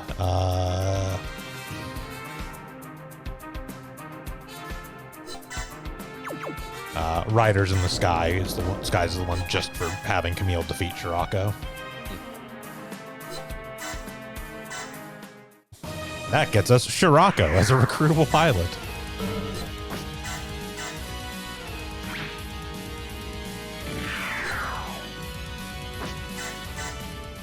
これくらいで私が止められるととでも思って。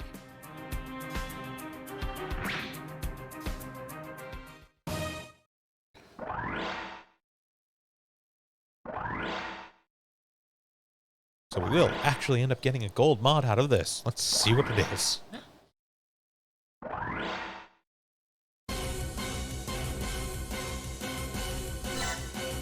Sorry, Emma. Emma is also one of the ghosts. Yes. No, they're all fucking dead. Yeah. When he said dead, or when he said joining the women, he meant all of them that were already on screen, basically. And a couple of cyber new types because they live about as long as goldfish.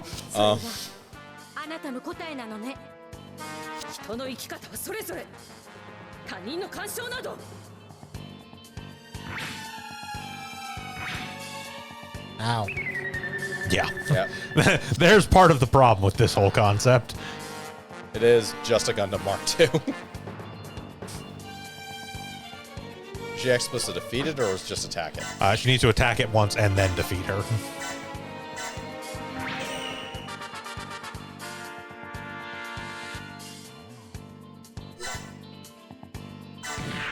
Well, if she lives, the defeat's not a problem. Yeah, I don't think a Hyzak with a machine gun is going to kill her. No, it is not. Unless, like, maybe it crits. Even if it crits. No, on a crit it probably would have, but... you could do dispersal. That thing we only very rarely do.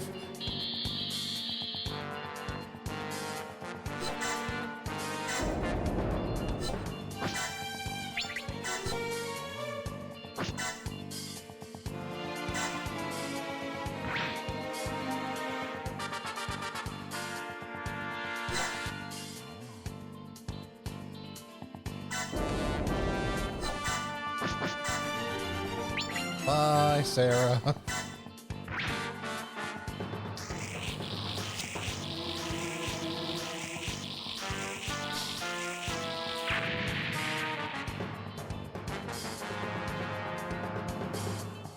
If you defend, you should be fine.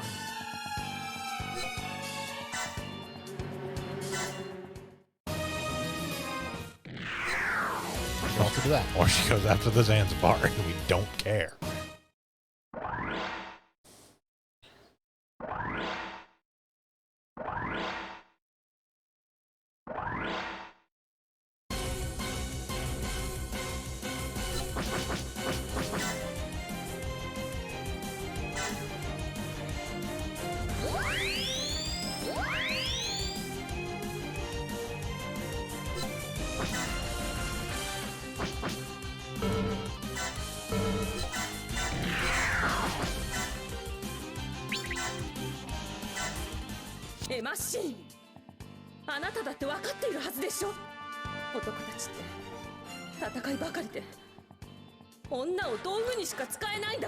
Hey, did you know Tomino has some issues with women? From this series, I never would have guessed. This is far from the worst it gets. How do you reconcile what Haman is doing with that viewpoint? Well, clearly that's all Char's fault.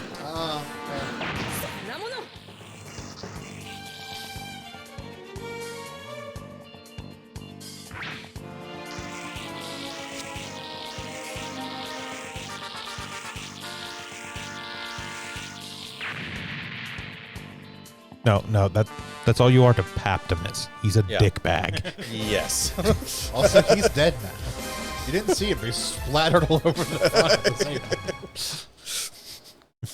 Oh, it's in the vents.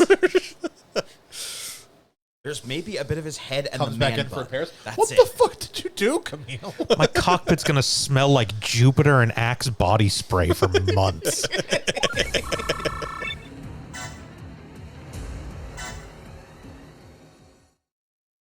All right, now we can actually skip this because we already seen it and get our small pile of additional unlocks.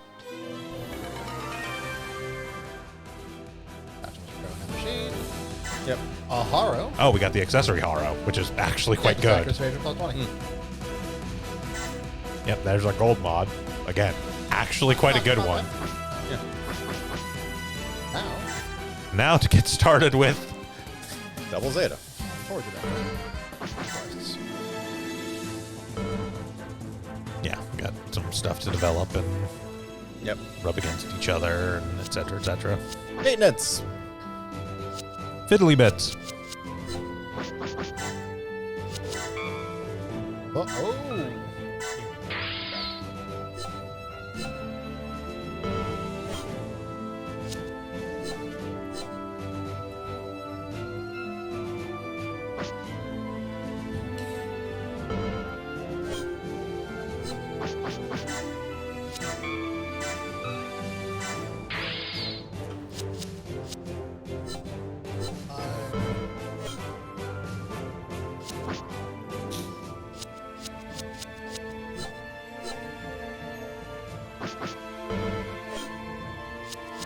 Something.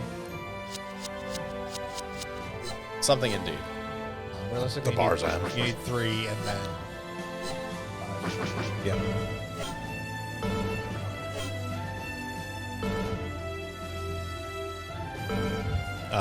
Go into design just to make sure one of the couple things we did have design stuff.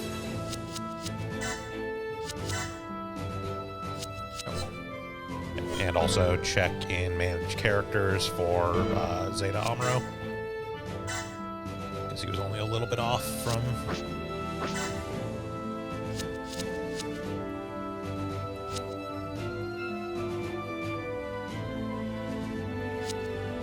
Blind. He's third on that row. No, there it is. Yep. Still need some more. He didn't actually do much in those. At least in the way of getting kills. Even more defense.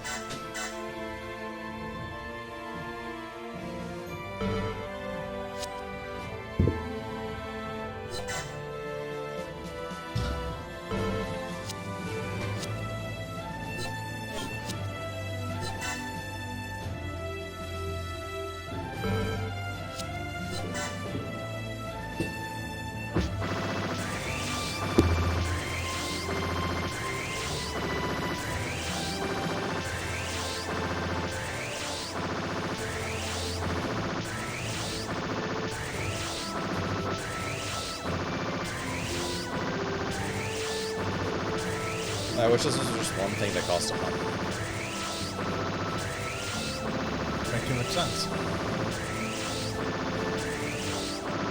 It's even dumber is sometimes they do that. Just for some reason, this one they decided to break it into tens.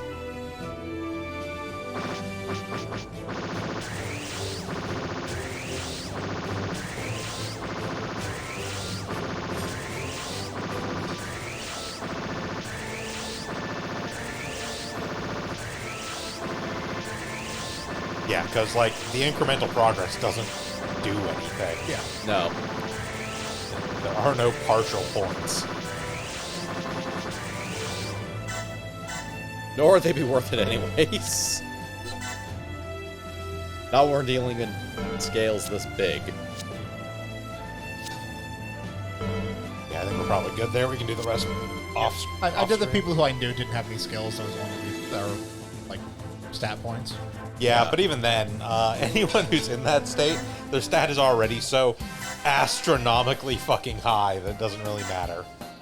Right, so now we get into Double Zeta. Double Zeta is intended to be a direct sequel to Zeta, except whereas Zeta was like, Well- you know, war is really horrible and everybody dies and all this shit is bad. Double Zeta was, all right, so what if we took those kids from Scooby-Doo and gave them giant robots, but no less of a penchant for mischief?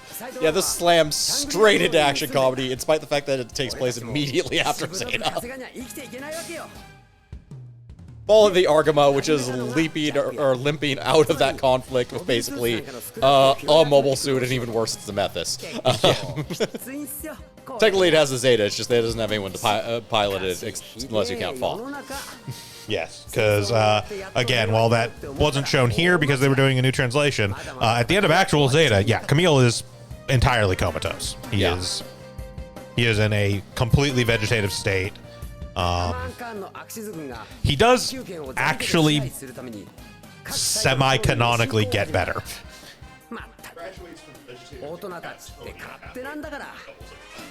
Yeah.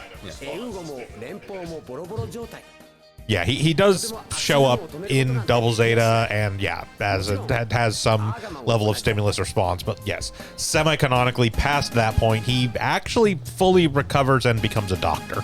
But that is, again, in side story and like manga material, so it doesn't really... The canonicity is somewhat questionable up until something locks or fully contradicts it in firm canon, basically. So we do have a few things for this, one of which is on the pre-mission map. Also, if you do not get this from the voiceover here, Judao is way more fast and loose to protagonist than we have ever had in a UC Gundam at this point.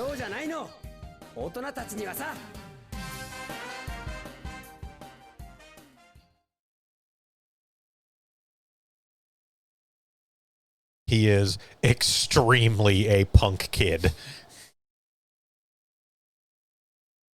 A punk kid surrounded by other punk kids.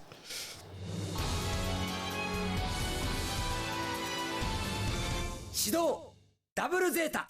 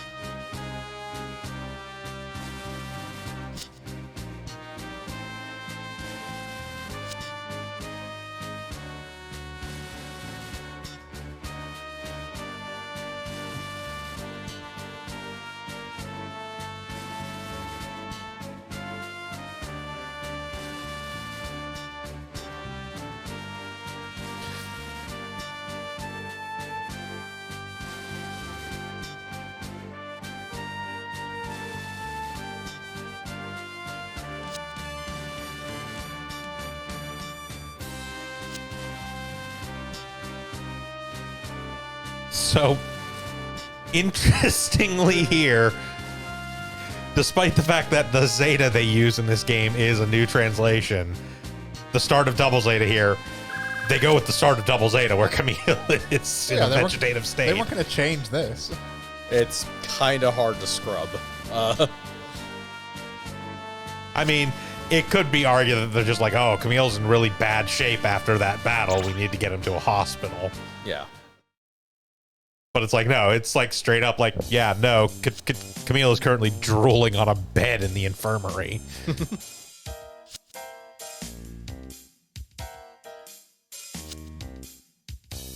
there's no way that works. No. Because Camille is already, Judao has a psychic moment with the semi-catatonic guy, so that's kind of a plot point. Yeah, like you can't have Camille be how he was at the end of New Translation, where he's like shocked and like you know, not in great shape, but is still there. But yeah, part of Judao's whole new type awakening or awareness of new types is getting that flash with Camille, yeah.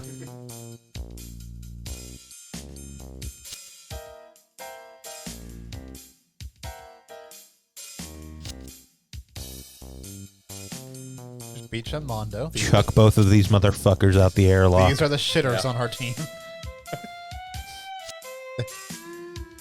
Assuming this hits enough plot points, they will be both allies and enemies depending on the mission. They might switch mid-mission sometimes.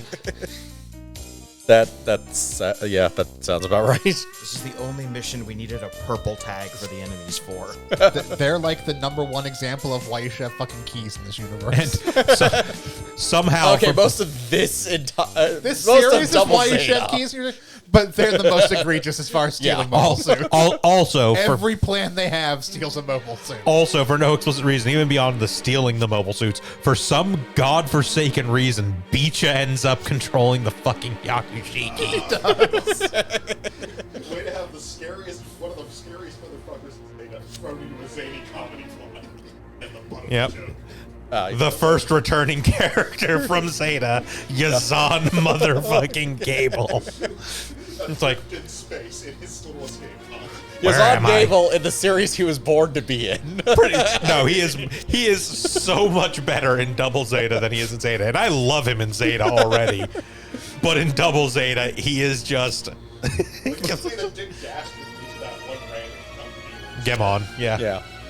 Sorry, Gemon, who will show up here in a moment. Yeah. Kevon being funky in this Yes, but no, it is extremely funny that like Yazan shows up in Double Zeta, and pretty much his entire role is, I hate these fucking kids.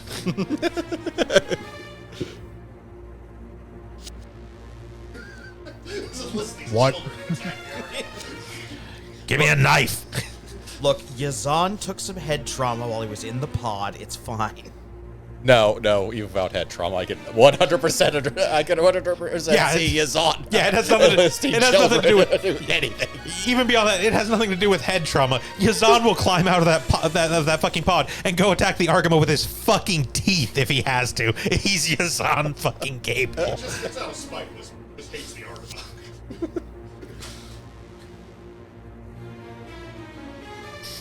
These junk children will help me attack the Argama. I found you in the garbage dump. That means you're mine. That's how I got my old microwave. We found you in the garbage dump. Did you? Here comes my man. Is that how you think? Other foil. My man. Marshmallow. Yes, start of Double Zeta Mosh Marcello, where he's still a relatively normal person. No, trust me. He doesn't have the rose yet. No, he does. Yeah, he does. No, he does. He does. That's He right. has the rose He from the very loses beginning. it later. That's Yeah, right. he has the rose. Yeah, no, he has the rose. Yes, he has the rose from the very beginning. Yeah. Fuzzy mosh version. We're not sure how accurate it is to what happened. Oh, it's completely not real. その中でもお前はよくやってくれている It's those shoujo sparkles. So good. お前こそ真の騎士 You can tell this is bullshit because this is not at all how Avant-Garde acts. Not at all. Yeah, no, believe me. The start of Double Zeta is Mashimer being relatively normal. There he is. Not to spoil too much, he gets cyber new typed later and just becomes way more Mashimer Cello. Laminated this rose. Yes. Get it coated so it remained forever.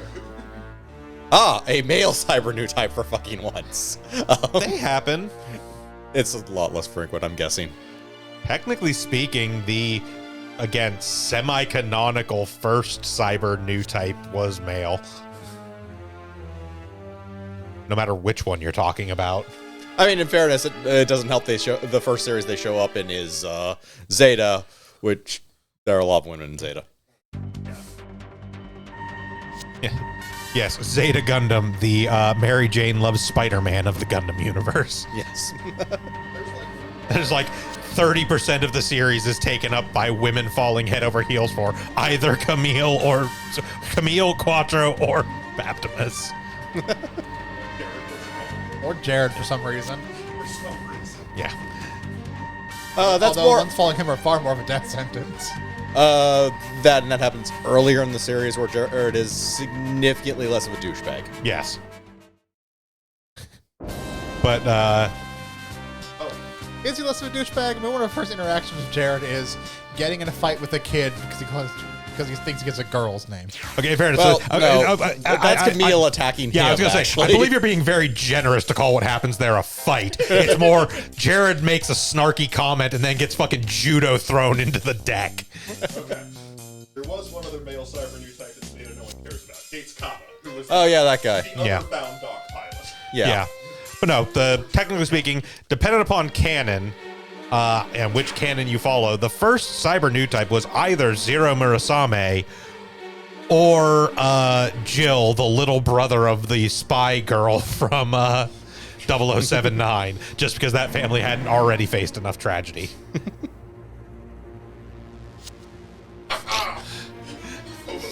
God, I love it so much. Rooting around in the trash. I also found this hat in the trash. That means it's also mine. I genuinely, like, there's something. Yazan Gable is just what happens if you make the Kurgan a Gundam pilot. Hello, Fa. Here, take the wheel.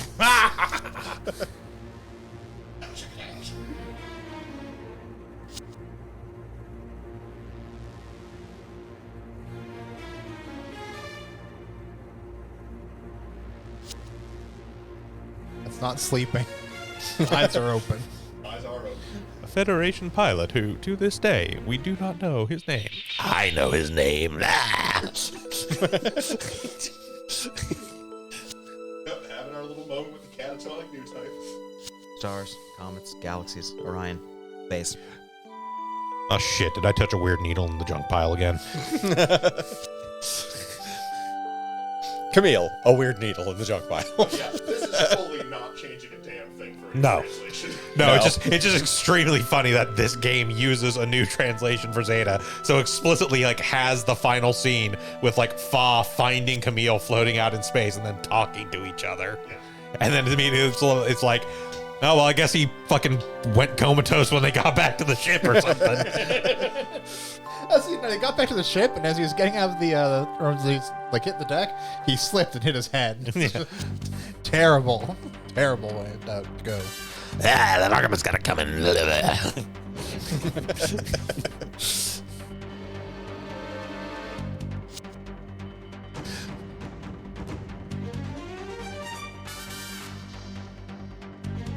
Double C is weird that it doesn't unlock that go forward comics and emotes. The first episode still has body count.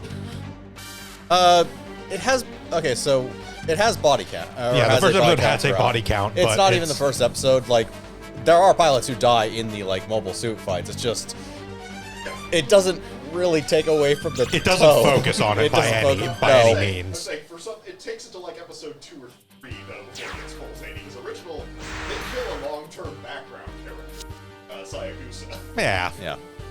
Not Zayagusa. He's that one guy who was in the background. Sometimes Okay, being a background character in a Gundam series is pretty much having the sword of Damocles hanging over your head in the first place. part of the argument, Rich Ruby's always there. That's not any Not better. anymore. 見つけたぞワーガマこんなところに隠れているとは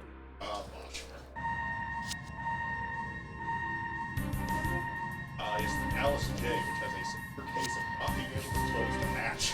Move over, pretty boy. I'm gonna find an exhaust port on this argument. Fuck it. That's a general, yeah, not being able to close the hatch is a general problem they have for, like, the beginning of Double Zeta. Yeah. Comedy based entirely around slapstick. Unable to close the hatch. Yeah. A fist fight with a small boy. Yeah, between Zeta and Double Zeta, the hatches on mobile suits and No, all the fighters it's have seemed to have especially just bad in gone Double Zeta. completely loose. It's just something with The lengths they go through for them to not be able to close their cockpit are... It's a passive power of Judao's. No, it's not Judao. Listen, all I'm No, saying. it's an aura around him Oh, where okay, he's got, like, cockpits static aura. yeah, either can't be closed or will fly open at even the slightest provocation. Listen, all I'm saying is we absolutely do not reach peak. Don't get out of your fucking mobile suit on the battlefield until we get to victory. Yes. fail out of another thing, sir. I'm still weirded out that for some reason in the text boxes they keep using Astanage's last name.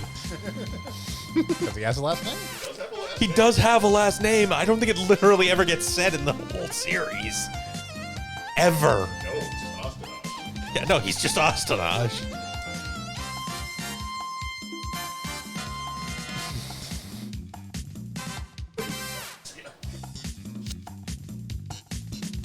Put one marker on the board for stolen Zeta. He's seen it 3 or 4 more times than ever.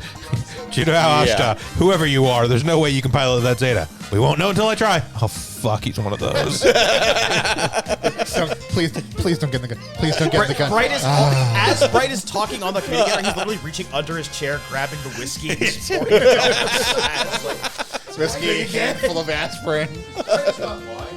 That was a shit pilot the first few times. Oh, yeah, no, Judao's a terrible pilot. Yeah. Camille had a much better first. Honestly, even to the very end of Double Zeta, Judao is still not a good pilot. This is like, you can't pilot the thing. Oh yeah? Watch me. Okay, you're meant to find that guy. I can do that. Fuck me. It just kind of turns into a wink and a nod. Returns the Zeta at the end of the episode. Later he steals it again when he needs it. It's like, the all right. exact pose that he's making is, okay, Judah, I'll make you a deal. I'll look the other way if you take the Zeta. He just fucking slumped in his captain's chair, just... throws the shot glass away and just starts mainlining from the It's like, whiskey. the only pilot we have is Fa, so Have I- yeah, I'll take the Zeta. Have I somehow been cursed with the new type ability to never get a good night's sleep? Fuck me. Just, And there's a reason why his answer later on in the series is, fuck it, I'm out. yeah. But now, the man was reduced to defending the Arkham by throwing orders. Yeah. That is a thing that happens, yes. It is.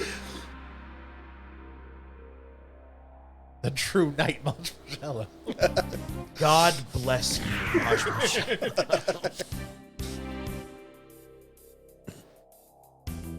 It was so nice of Hamon Card to put together an entire warship full of comic relief characters. Sir, all we got sent are rations and a box of clown horns. Ah, my order of clown horns arrived. Now our enemy will know we're coming. The only honorable method of combat. See, what it actually is that the entire cast of Double Zeta actually escaped from irresponsible Captain Tyler and somehow made their way into Gundam. Bye! Yeah, back to Judao doesn't actually know what the fuck he's doing. Not even remotely. You're supposed to be having a manly duel with Marshmallow.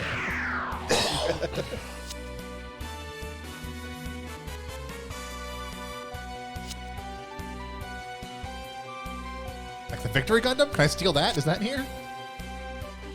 I don't think it's invented yet. No. What are you talking about? All Gundam timeline. Where does this take place in the dark history? Well, no, Victory is explicitly UC, so it's future of this. Oh, that's true. Yeah. No, like, Victory actually is, like, future of this.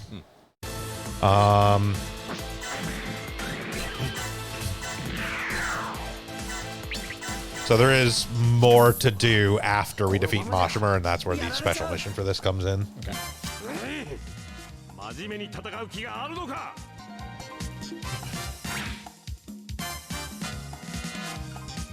Also, yes, despite not being a great pilot, the Zeta is agile enough that Mashimer is going to have a hard time hitting him. And these aren't like... These are a step down from the stuff that took place at the end of the Grips conflict. I don't know if that's an argument in favor of the Zeta or an argument against Mashimer. Mashimer's not that bad. I mean, you can No. look at his stat block if you want. Like, Yeah, he's not even... He's just using one of the more generic suits on it's a that Gallus ship J. anyway. Yeah. It's not hyper generic, but it's not like super specialized by any means. Yeah. Oh, that's a fantastic. Yes, just Mashimer like, oh, fuck me. That is King of the Hill. Whoa! And the Zeta is fairly resilient. Yes. Even if it isn't being surrounded by bullshit new type psychic energy. Okay, it didn't need to be resilient and didn't get hit. さん、大釜ゲモン抜かるんじゃねえぞこのゲモン様に任せておけば大丈夫だ。やだ、分け前は半分だぜ。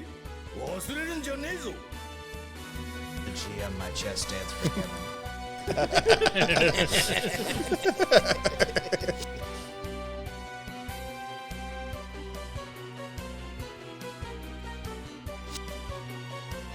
I don't get double crossed. I do the double crossing.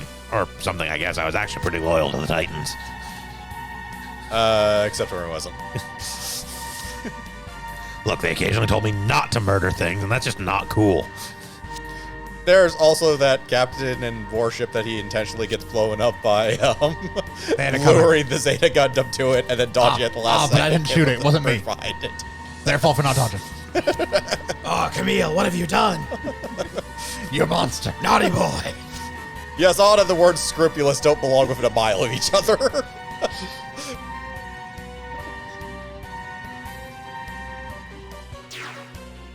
The meth is where it belongs, in the junk pile. It's returned home.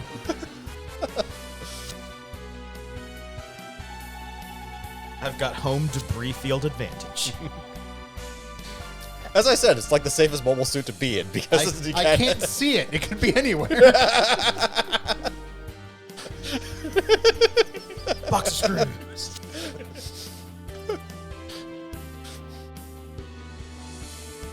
The thing falls apart at the drop of a hat, but the pilot is fine. Okay, so we need to defeat Gemon and Yazan on the same turn.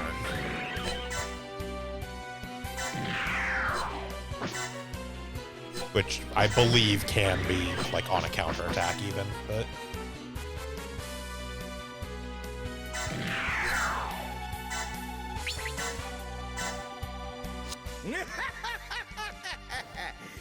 I assume they didn't bother to make a double Zeta version of Fall. 邪魔しないで No. そんなに死にたいの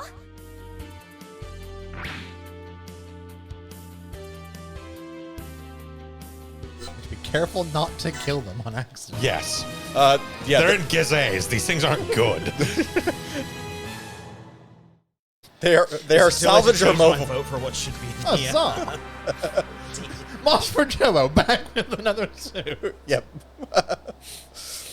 A suit I like, but another suit nonetheless. They're condensing several episodes into this, so it makes sense. Yeah. I am also a big fan of that suit. This is all. Missiles. So many missiles. Yes, a lot is going to get compressed here. Double Zeta is 5 scenarios. Yeah. For, again, a full-length anime series. Judao will be in the Double Zeta by the end of Scenario 1. Yeah.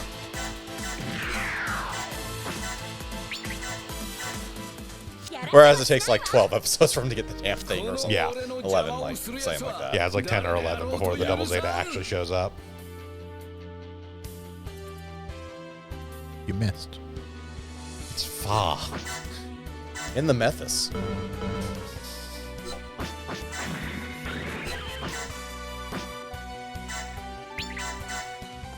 Zeta.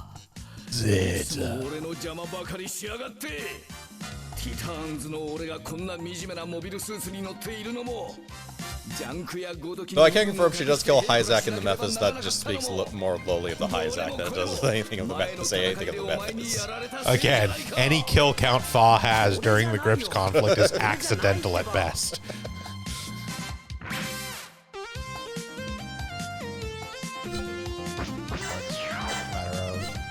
Yeah, to destroy all enemies. Yeah.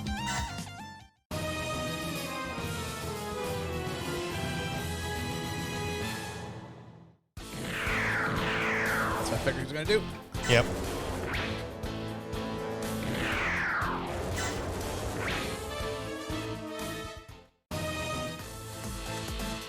Doesn't matter who kills him, right? As long as he get killed. Yep, just defeat Gamon and Yazan in the same turn. Okay, Fall, you can do it. And if not, Jidao could probably do it, honestly. I was just more concerned, like, I don't have to, like, defeat Yazan of Jidao. I don't have to do a specific character defeat.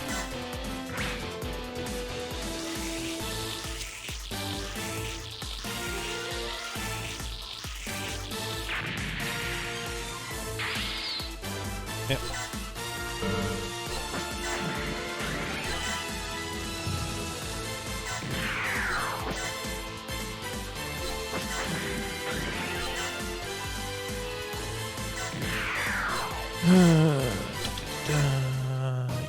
Yes, and then the only other thing we have is going to be for the main mission map.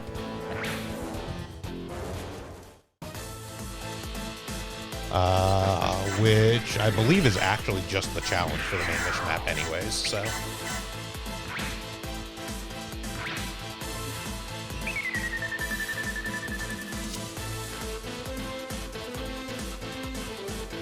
Ah, the meth is in its natural state, about to be blown to shit.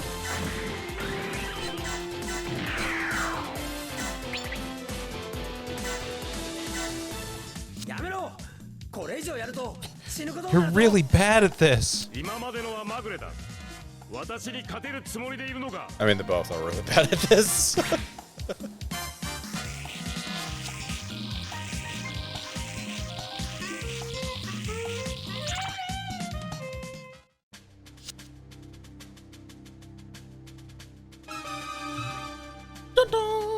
I'm fairly certain if Camille was actually awake, this whole conflict would have been resolved in like 5 minutes. Oh, easily. I mean, Camille actually is a decent pilot, unlike Judao. Yeah. Judao's got spunk, though.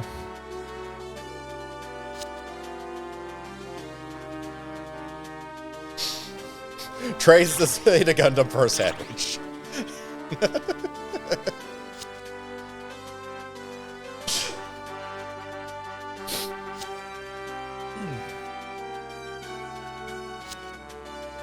Listen, Torres, I've lost count of the number of times I've been here.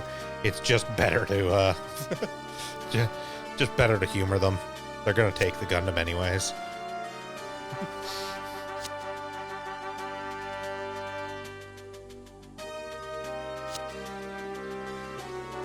He's probably a new type. Gotten a Gundam, he's a new type.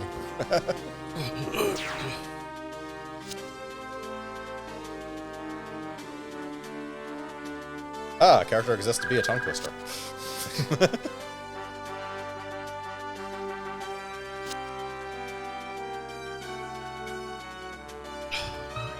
Luca isn't even in the like top 10 of Gundam tongue twister character names. Rue's No. not a tongue twister, that's just a normal name. It's not Lila Millarira. Yeah. Just French. No, it's just she always introduces herself with the ship name as well. Just so- Yeah. She has always got the Livia and Rose. Yeah.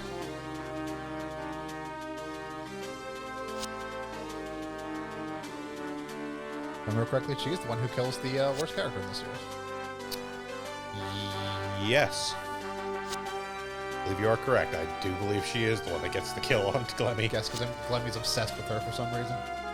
Glemmy's a fucking creepy weirdo.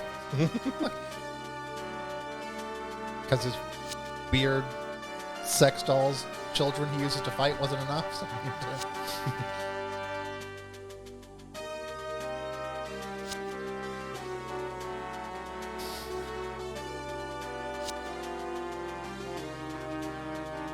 Okay, you barely attend school, and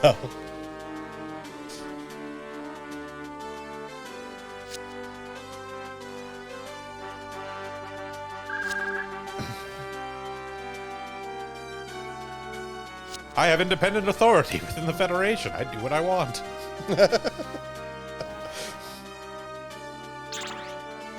my rank is Bright Noah. Pretty much.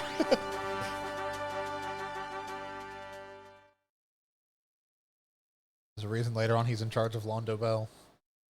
Which is effectively, what if the Titans were run by Bright Noah? Somebody scrupulous. Yeah. Basically Federation oversight, but run by someone who isn't a shitter. Yeah. Kara soon. Yeah, no, it is extremely... Introducing all the good characters. Yeah, no, it is extremely an instance of, like, Bright is so... Like, the Federation is so aware of the fact, like, we can't really fuck with Bright, that, literally after he effectively leads a rebellion force against them, they're like... So we're putting you in charge of Federation internal affairs.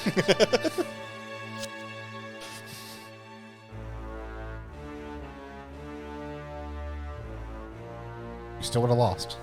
The argument could be made that maybe we should have learned a lesson from the Titans and not have some sort of internal affairs investigation division that just has carte blanche authority to act completely independently of any Federation oversight. But we did at least learn the lesson to put Bright in charge of it.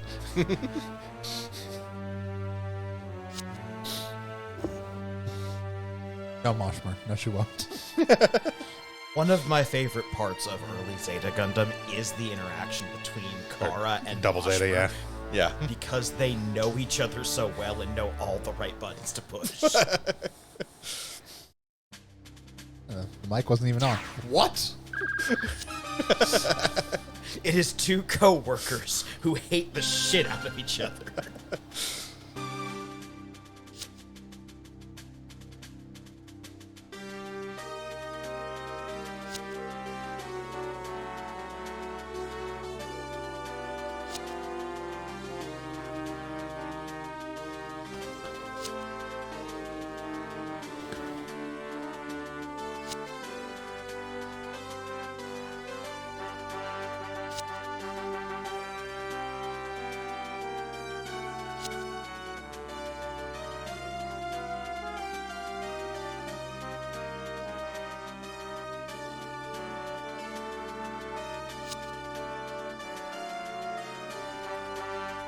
Yeah, to their credit, the one significant difference between the Titans and Londo Bell is Londo Bell is not nearly as big as the Titans are.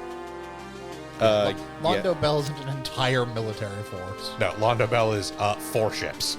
Yeah. 4 ships and a few dozen mobile suits. As opposed to a large fleet, a stupid colony laser, As opposed to effectively and a lot of gas to use on colonies. at the time of Zeta, the Titans were really basically the primary force of the Federation military. Like, other Federation forces did exist, but the primary force was the Titans, essentially. Just because they had grown that large without any actual oversight or control over it.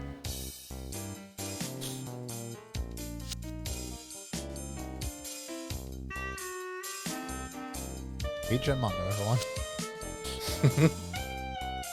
Get used to them trying to fuck everyone over as a plot point throughout this entire series.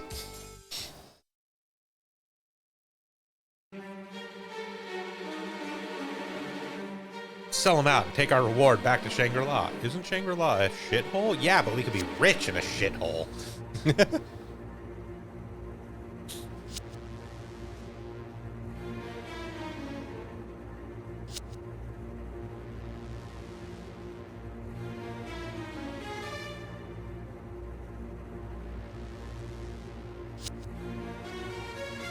It does make me wonder why Shangri-La legitimately has that much junk on the planet. Or not planet, the colony. The colony. Yeah. This is like the specific dumping ground colony for some reason. It's... One of the oldest colonies. Yeah, it is very old colony, which means it does have a lot of Back to Moshmer. reclaimed shit and whatnot. It's literally the first colony of Side 1, so... そのためには住民をいたわり慈しまなければな On junk in orbit. そういう気配りこそ指導者には必要なのだ Considering the amount of space orbit is, the fact there is a lot of junk in orbit is always kind of weird to me. It's not the oldest colony you'll see in Double Zeta, though. Problem today in terms of their eyes, like, You'll run into a proto colony in Double Zeta. Yes, but that's because all of our junk is in a very specific orbit in a very specific place. When it comes to the colonies around Earth, they basically have more space than the planet. Which we have tons of space, and we only occupy 25% of the planet because the rest of it's ocean. Gundam, we have dragged multiple asteroids into heavy construction projects and also just had a big asteroid, so there's probably a lot more. There, We also there like is. It's having just those the, battles in our war right next to places where people live. yeah. That is true. That's probably more. That's also more the specific issue is like these battles aren't just taking place at random they're points in taking place space. They're all taking typically place near- over each other, Have the basically, or actual over stable other with stuff. range points where the sides are because they want to control the sides. There is more than one incident that happened at Solomon. Yeah.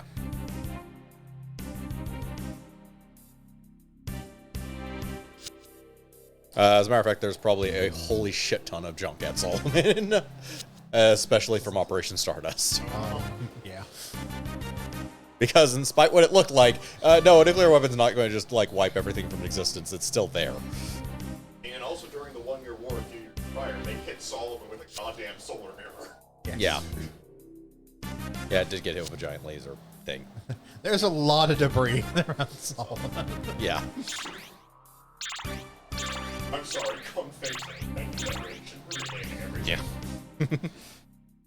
Pompeii Island, depending on who's doing the translation.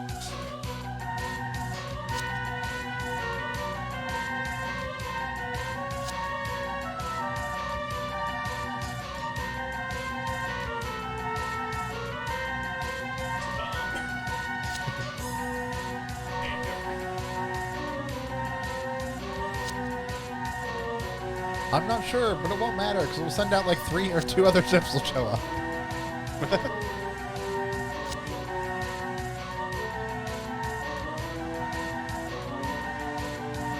Okay, so we have a bunch of mobile suits and pilots aboard our Please don't make me send File instead. Like, Emma's not alive anymore. Nope. No. We lost a lot of pilots. Paul really is one of their most qualified pilots. Fa is like the only pilot they have left, basically. Yeah. And fine, this impetuous child. No, Bright really did want to recruit Chu Dao's precisely because he was down to fall. That's why the argument was there was, you want me to send File? I I'll mean, send I mean, File. want is a very strong term here. Also, like they had a snazzy It is more along the lines of, I'm well aware of the fact that I can't stop this pesky kid from stealing my fucking Gundam. I might as well. If I tell him no, he's just gonna do it without me knowing. I let him have it, at least I know where it is. Wow, that's way more mobile suits than he ever takes into battle versus the Argama, in spite having more on the ship than he uses. Well, yes, but in fairness, we're also going to field 18 of our own, so they needed to kind of put some, I know. some It's mobile just suits out there. It's just back to the whole they are more like the comic relief warship and do not use anything resembling decent battle tactics. Ah, yes, that.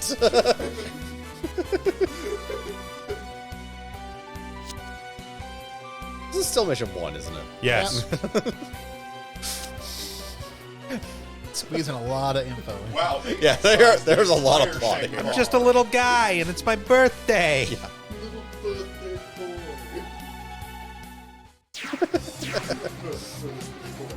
Is it double Zeta time? It is, in fact, double Zeta time. Oh, God, so this is, they just skipped ahead to double Zeta. As I mentioned earlier, the entirety of Double Zeta is 5 missions in this. Yeah. There's a lot of squishing.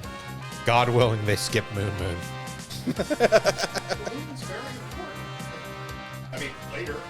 I don't remember if they do or not, but let's just hope they do. So the fact that this is in multiple pieces, I am going to assume is of no relevance to the game mechanics. No. Okay. At best, I believe it gets a transformation mode, much the same that like Zeta could transform into the Wave Rider, where it transforms into the 3 independent pieces, but it is still considered a single unit. Yeah, I believe it does have. It All- almost certainly has a transformation. Also, good to see that they stopped being inspired by Macross and started to be inspired by Voltron. This isn't the first transforming mobile suit. Why are you confused about this? The original Gundam did wonky shit like this. Yes, yeah, actually. the G-Bowl exists. Maybe not this. The Zeta.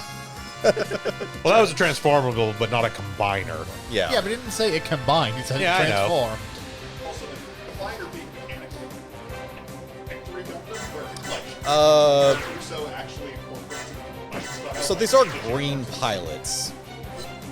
pretty much all of them, including Solo. Mashmer's actually a green pilot or not? No, Mashimer is actually Like, experienced. Haman didn't lose all of her forces during the No, but I think it was specifically mentioned that his crew was green. Yes. Crew is Yeah. green. His crew are basically all a bunch of like rookies and shit like that. But Mashimer himself is, while not like a ace by any means, he's veteran-ish. No, it just does G-Fortress. G-Fortress mode. Okay, yeah. I think in some of the other G-Gen games, it actually does the like 3 separate things, but it's still a single unit. It's just It just will show Can off. as- Chudao destroy Mashmer? Yes. Yes, Chudao can. yeah, that's the quest as well. ここはもう宇宙なんだ Just switch you down to double Zeta Gundam and defeat Mashimer. 早いそれに何というパワーだ Surrey was in Zeta Gundam for a hot minute, and then we had a shit ton of cutscenes, and now we're on the second part. Fuck off. 女だからって舐めるんじゃないわよ Hit shit. さて派手に決めてやるかんな Just really like the background track they've got for the Zeta part. Double Zeta, yeah. Or double Yeah. part.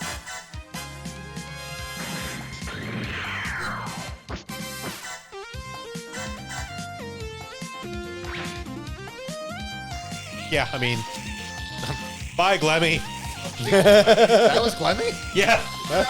Yeah, Glemmy starts as part of Mashimer's crew. Yeah. I just wasn't expecting Glemmy to be one of the generic fucking No, he pilots starts that as a are- No, he generic starts as a pilot. generic pilot. Who gets overly infatuated with Rubu? Yes. And like, he's like, no, get away from me. Gross. Literally just that one Uh-huh. Yeah. happened to be Glemmy. Decided to take a shot at a warship.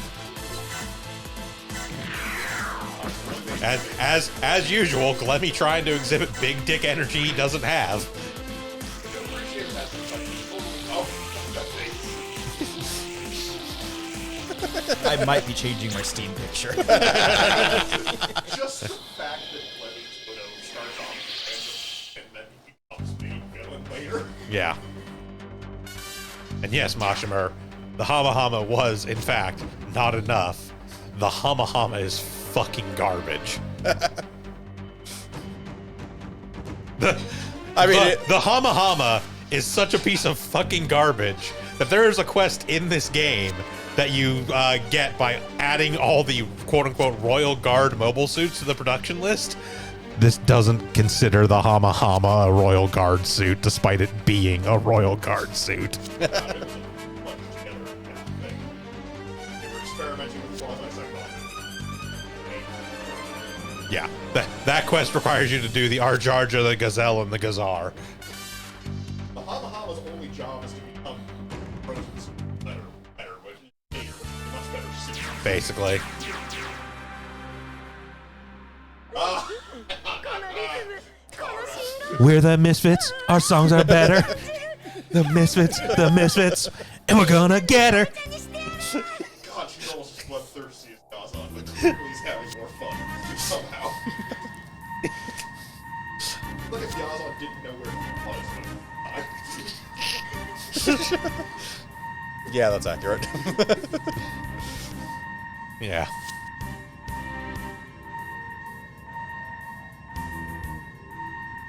And see, she seems to be mobile suit sexual.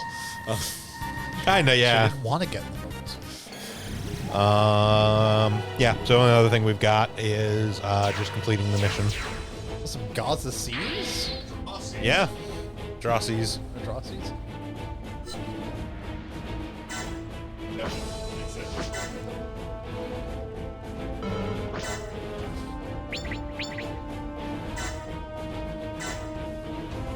It makes sense that that's how they use it. The guest units that show up don't have to make sense. Not even remotely. They usually have some sort of bizarre tie to whatever the situation is, but by no means are they, like, necessarily congruent to what's going on, like the time, the era, or anything like that. Access at the end of the forest, that's about it.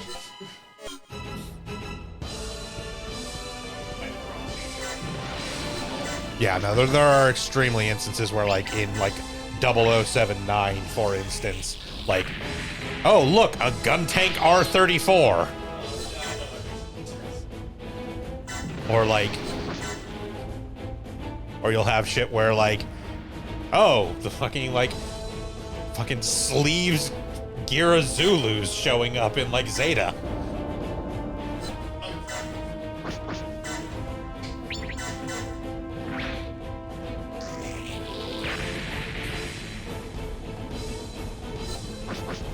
Yeah, the special triggers are explicitly, very often, more powerful suits than the normal stuff fielded, specifically because it's like, oh, you were able to do the special challenge. That means you can, like, take on more difficult stuff with the potential of getting the reward of capturing 2 of the 3 if you defeat the main unit.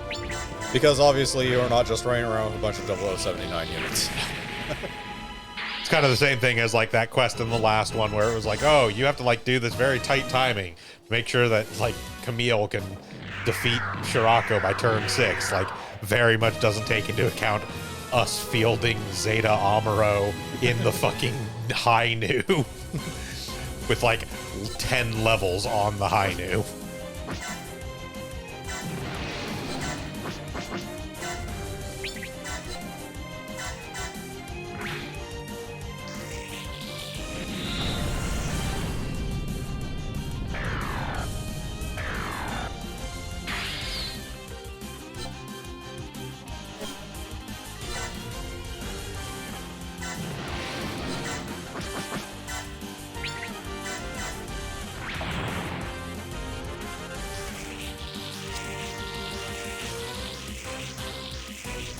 And that's what that shit is called. Yeah. Yes, the Endra. That is Mashinger's ship.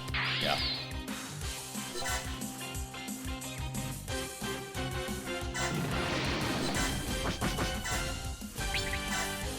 He is actually the commander of the Endra. He just is one of the ones that's a ship command officer who actually is a mobile suit pilot rather than just being a ship officer.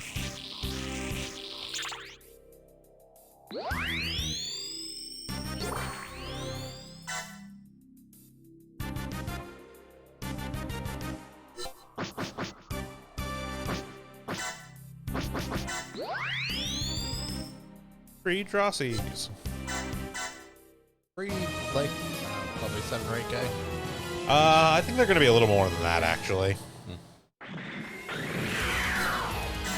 Think I can attack in close range? Wrong.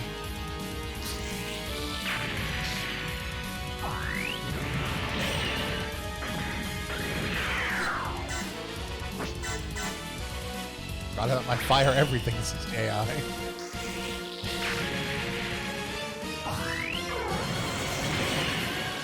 All the guns are independently targeted or something. I'll do the actual attack.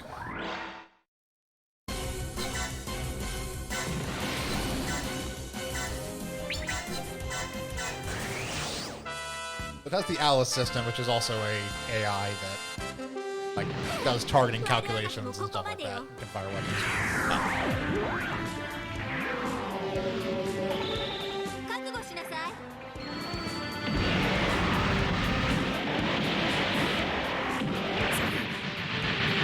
And that's not an exclusive Deep Striker thing. That's just part of the, like, S and XS Gundam. That's the whole, like, whole chain. thing that makes the S and XS Gundam, like, their unique little thing, is that they have the Alice system. I'm pretty sure it's the Alice system that actually does the beam smart gun calculations. Yep. Because the whole thing about the beam smart gun that it has is a beam rifle with a bunch of eye fields in the tube. So it can basically change the direction of the shot as it's fired. It's in the barrel at a 30-degree angle, and it has incoms with eye fields. Yeah. Fire-guided incoms to bounce the beam around. Yeah, it actually has little incoms it sends out that effectively are... The Deep Striker doesn't do the incom bouncing, but the S and the XS definitely do. Where they have incoms that'll fire out and have big eye fields so it can bounce its own beams around. So it can effectively fire its beam smart gun based in any direction. Yep. but they're like 30 degrees off the actual barrel itself, and then incom shots or bounce shots around like incom where it needs to. Could effectively shoot something right behind itself. Yep. Yeah. Does. I think in its EXS of the Mark V and it's heavily whereas the Mark V is powerful, but it just has some standard incom. So we get access to the Endra. We also get double Zeta Yazan and Gemon, which was the pre-mission thing, and Machmarcello, which is just the natural thing we get for completing the mission. I have to know their stats.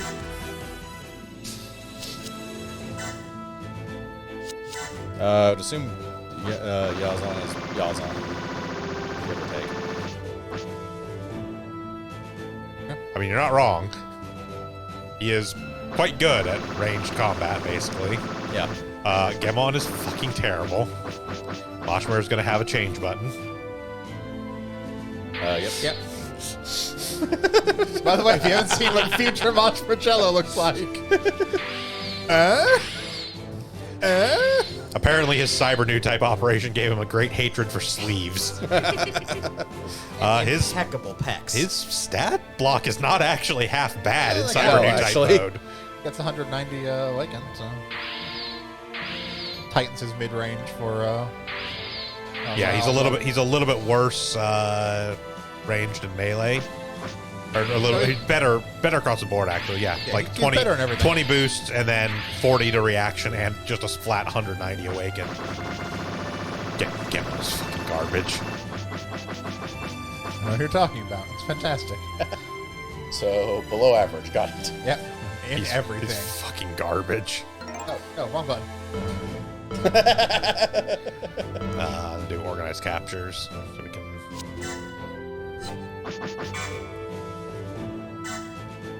Oof. Yeah, Never mind. I thought they were worse than I thought. 59k apiece. 5900. Yeah, the Drexes, they weren't going to be worth anything.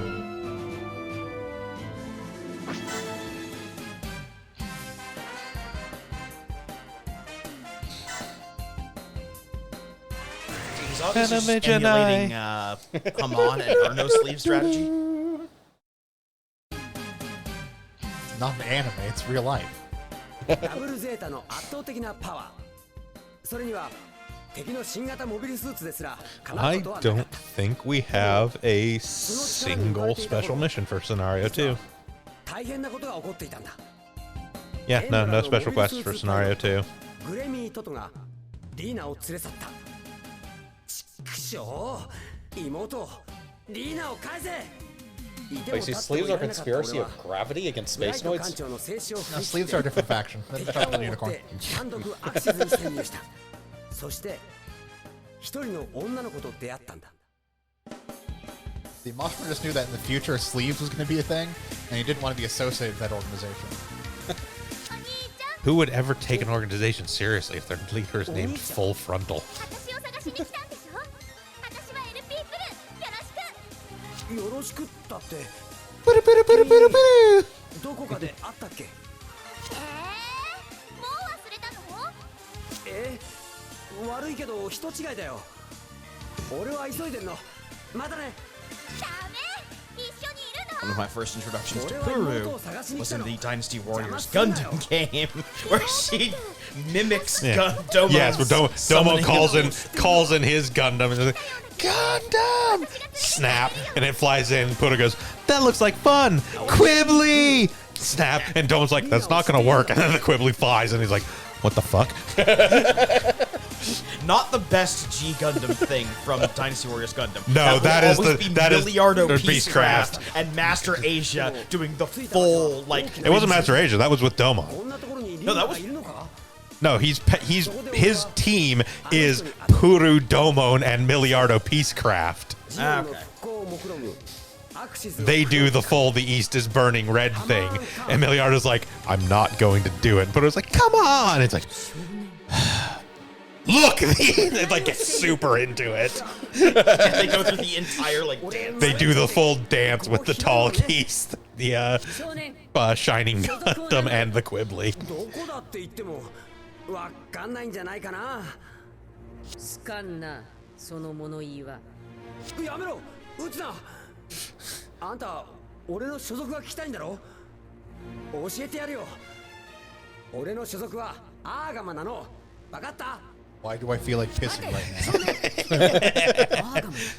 now? No, this is like the one confrontation they have before Judao manifests holy fuck energy. アーガマに助けられそしてアーガマはラビアンローズで補給を受けることになったどうやら It's not until a little later they have the confrontation on the stairwell, which literally causes Haman to rush back up the stairs into her bedroom and collapse in a crying heap next to her bed. Just like, Jesus. 地球に向けて大規模な艦隊を発進地球を占領するつもりなんだどうやらハマンは本当に悪いやつみたいジオンの復興のためいや Double Zeta. Mon being, I would have gotten away with it with a few damn kids and that meddling new type. Again, the dumbest thing is just like, just give the dude his sister back and they'll go away. They don't actually care that you're like invading Earth. Like at all. Judao just wants his sister back, man.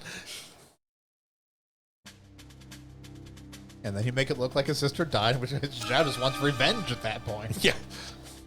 Now you fucked up.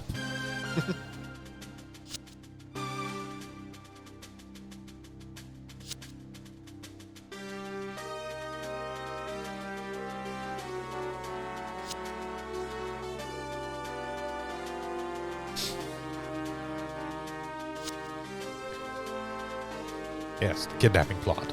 Because all adolescents must belong to Glemmy Toto.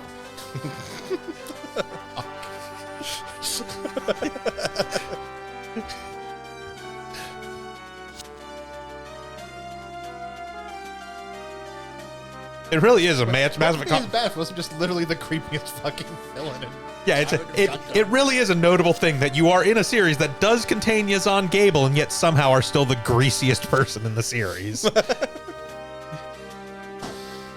He has a room full of sex doll clone kids that he also uses to fight. I'm pretty sure he made them to have sex with them before he made them to pilot Gundams or robots. That's just the kind of guy Glemmy is.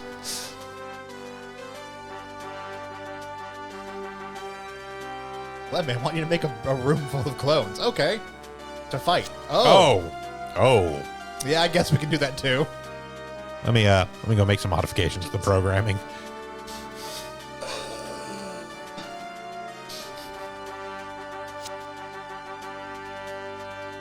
Glemmy, we need you to clone this 10-year-old. I can do that. She's a new type. Oh, for that reason. Got it. Yeah. Got it. Sorry, we were on totally different wavelengths there for a minute. Look, at least with Yazan, he has a pure heart. Pure violence, but a pure heart. It's the Vegeta going Super Saiyan thing. Fight, but he's not a fucking creep. Yeah, exactly. Pure evil is still pure of heart. Like, Yazan's a crazy, like, white sexual, but doesn't want to diddle kids. Yeah, Yazan's fun to watch because there's no excess baggage associated with it. It also doesn't help that Glemmy's special outfit looks like a fucking Party City All Might costume. Like, Haman's Double Zeta outfit is a fucking look. Glemmy looks like somebody had a really bad file the serial numbers off its Superman outfit. I mean, they had to do something to Mon. Her previous look was, I threw a smock. poncho over my exercise leggings.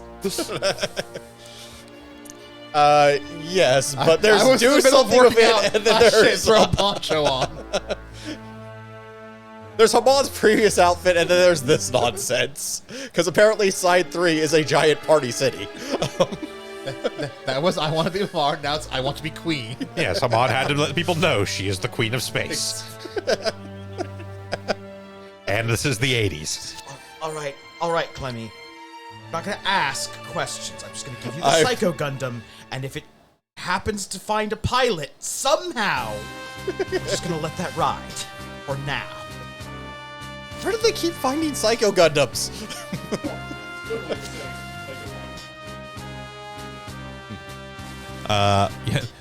The answer is Murasame Labs had a real big fucking budget.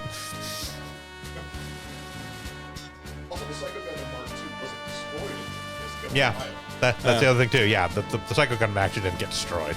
Oh, okay, yeah. 4 died. The Psycho Gundam was mostly fine. Maybe no. needed some repairs. We're talking about the Mark II. Oh yeah, there was the Mark Amia. II. Yeah, Yeah, Rosamiya was piloting that one. Yeah. Mark II was repaired. That's the Mark II Yeah. was the one they No, the first one got stabbed in the face, and since the Psycho Gundam is 40% C4 by volume, the rest of it exploded. The Mark II was just heavily damaged. look, what else are you going to put in your floating takeout box? So the Mark II is what will The take-up box for bombs. Yeah, no, the Mark II was mostly unharmed. I mean, mobile suits I'm used to being kind of explodey, but for some reason the Psycho Gundam takes that to a new level. Yes, it's a takeout box full of nitroglycerin.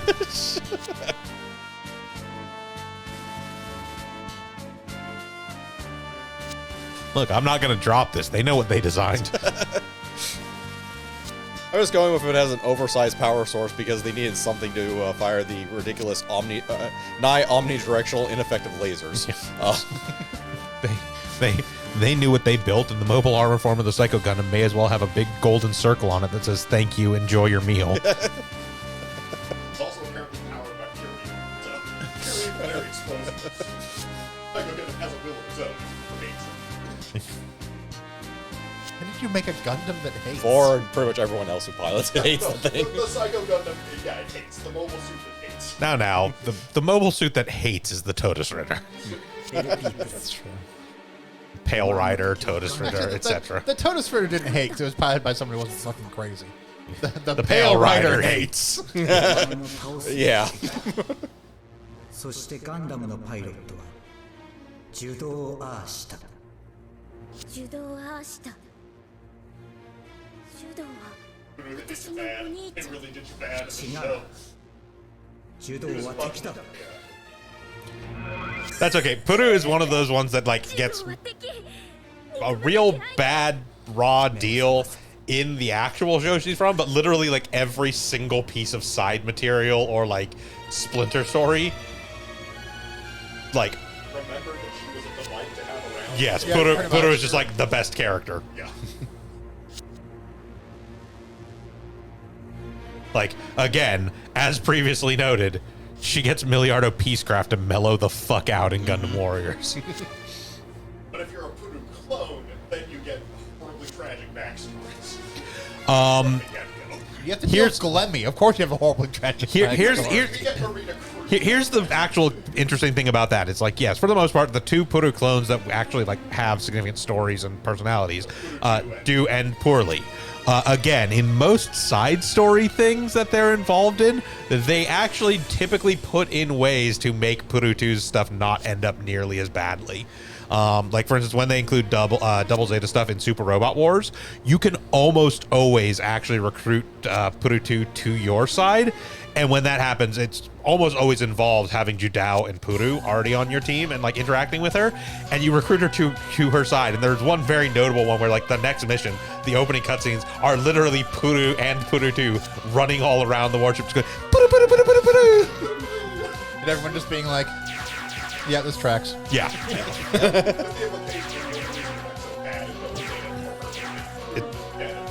Yeah. すぐそばまで来ている柔道アーシタ And then probably something unspeakable happened to clones, 3 3 through through 11. 11. There were 20-something. Yeah, there were others past Marita as well. Marina was just. Then we know what happened with 12, and then And then there were, 13, probably also awful. yeah, I think there were like 23. Something like that.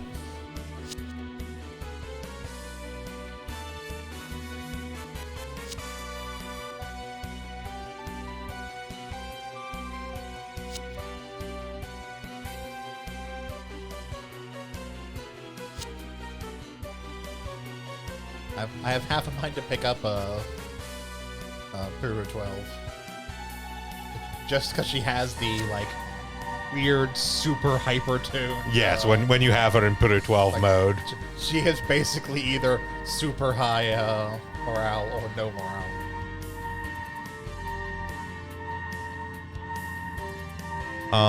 We do actually know the fate of one other Puru clone. That is the thing that comes up in Gundam Evolve, actually. We don't know which clone that was, but it is actually, because there's the one in Evolve, because Evolve, touches on basically a bunch of the different suits. Yeah. So there's the one in Evolve / Omega, that is Judao's, where he's in the Double Zeta GR. Actually helps save a Puru clone who's escaping in a Quibbly Mark II from a bunch of Dovin wolves that are chasing her, and she makes it to the Jupiter's too.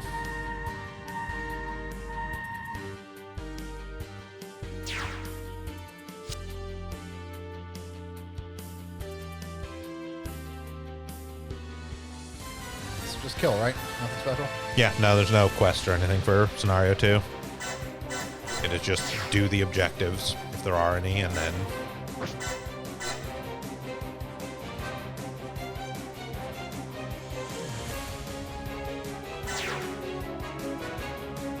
I'm sorry, the fucking what? Oh, never mind, that's Gaia Gear shit. Your Dow destroy Glemmy? Yes. Well, see, I was trying to figure out exactly how many Puru clones there were to see if there was actually an established number. So I was on the Gundam Wiki looking up the term clone, and that leads us to a Franche char.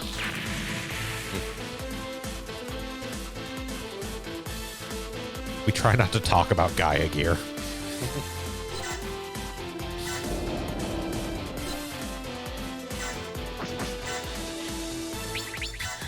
Gaia Gear is weird.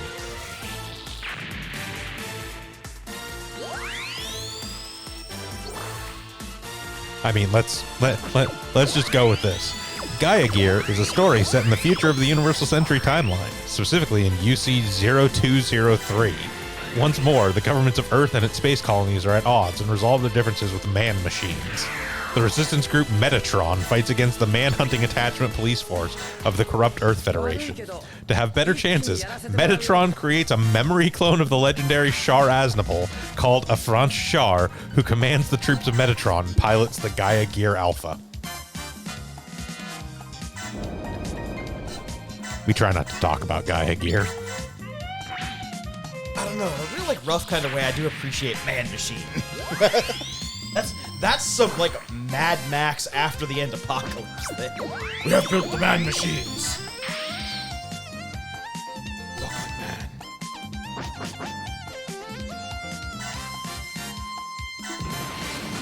They don't even look good, man.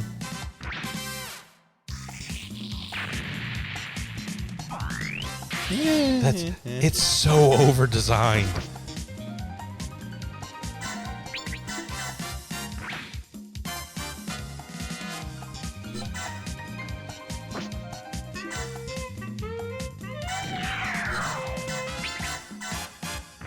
Also, I don't see enough man in that machine. It needs to be at least 50% flesh. Yeah, Man Machine sounds like it's the next evolution of the Centurion's technology. No, it's just, what if somebody slammed a jet fighter into the cockpit of a fucking Gundam? So the cockpit of a Gundam? No.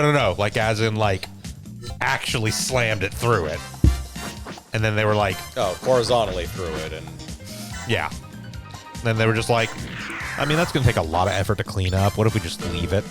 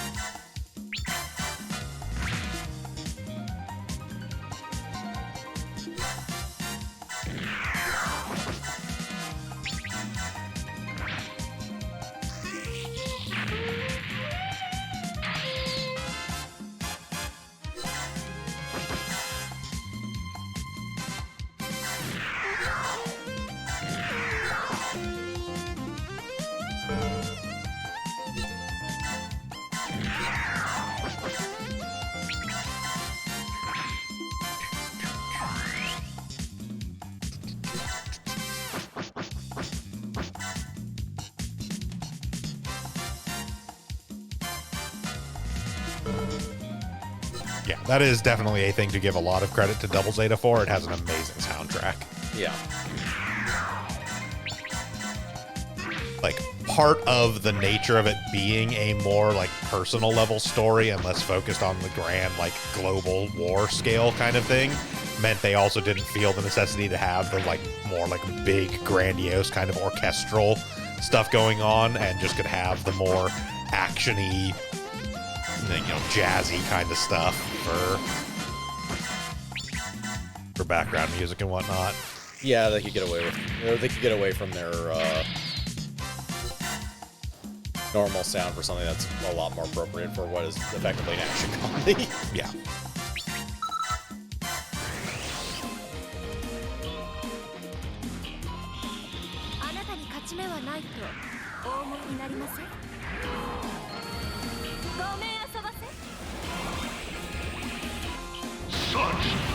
Just said sorry for shooting them with a nuke. A very polite war criminal. Thank you, Nelly.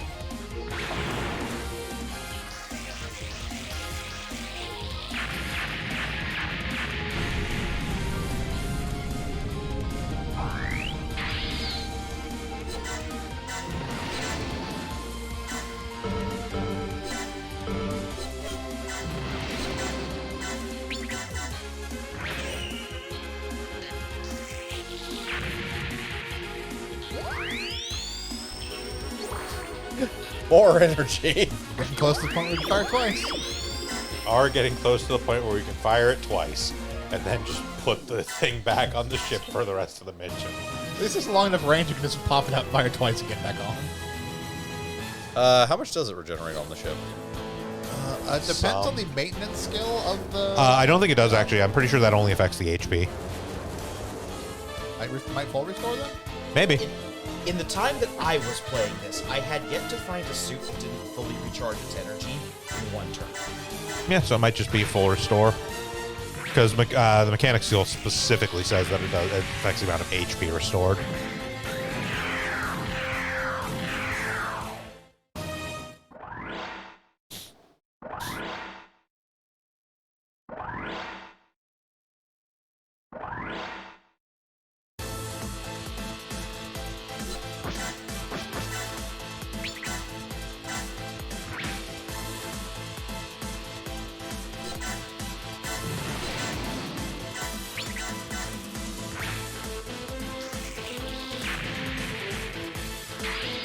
Don't have to destroy poo if anyone's special, right? Nope.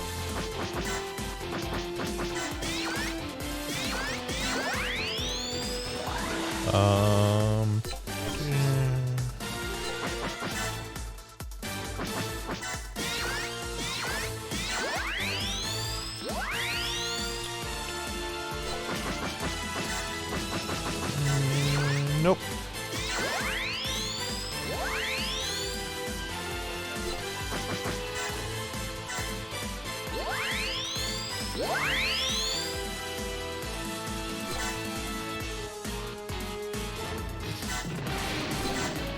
That seems unkind. You're gonna learn. Oh God! Erg your head indeed, small child.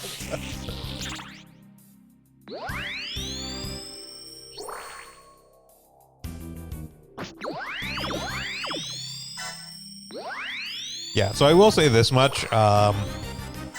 Since, Vince, you didn't really join us for any of the Super Robot Wars stuff, just to give you an idea, the intricacies we had to go through in that one mission to, like, get the whole, like, Camille kills Shirako on this turn kind of stuff, that's more like what the secret accomplishment stuff are like in the Super Robot Wars games. They are, like, very highly, like, specific, like, you have to have this character get next to this enemy on this turn in order to, like, have this conversation. These four characters need to attack this character, then this specific character has to destroy defeat them.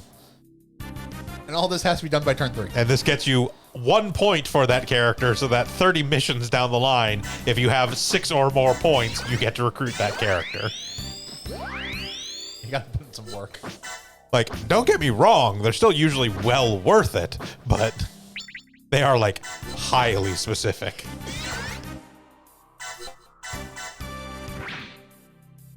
.30 doesn't do that as much, but 30 is a more Not as much, freeform no. game.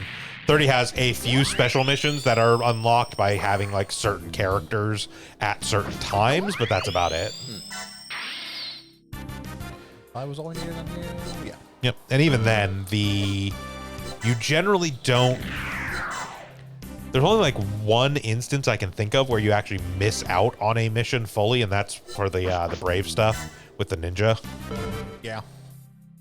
Most of the other times, it's like not really wholly missable in 30, but that's again a fairly new thing to 30. The hell is Global piloting? Oh, that is a And Bawu. We've actually had a Bawu. Bawu. Maybe not since we've restarted. We've definitely had a Bawu. We had a at one Bawu point. way early on. It was in the path to like the Arjarja and all that we got through it.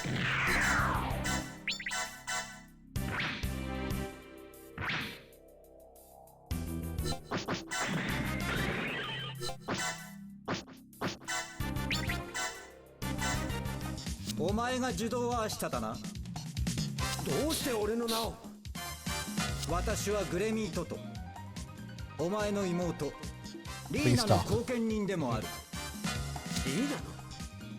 リーナをさらったのはお前か。さらったのではない。武骨な兄から引き離したのだ。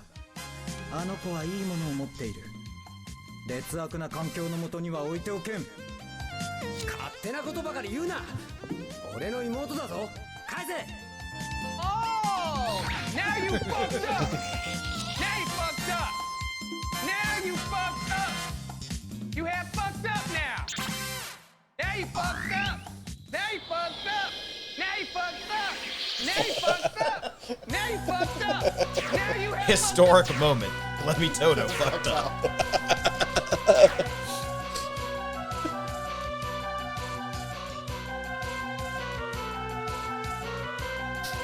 Ah, she's using the projector to project herself on space.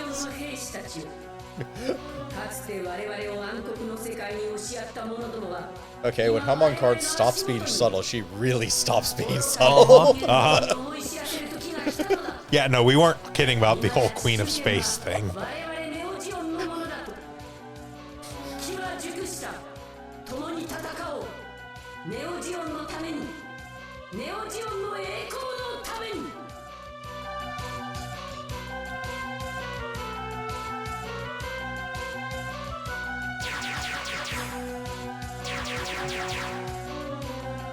Somebody order more missiles? I am going to have to hunt around to find my copy of SRWV. I have X. Yeah, you have X. I've still got V. V is before X? Yes, it's VXT is the order that trilogy goes. So we'll be starting with V. And I'm just thinking about it because we're realistically probably maybe a month and a half out from finishing G-Gen here. At the very Because we will almost certainly finish Double Zeta next week. Yeah. Then CCA is only like 2 scenarios, I think. So that'll be pretty quick.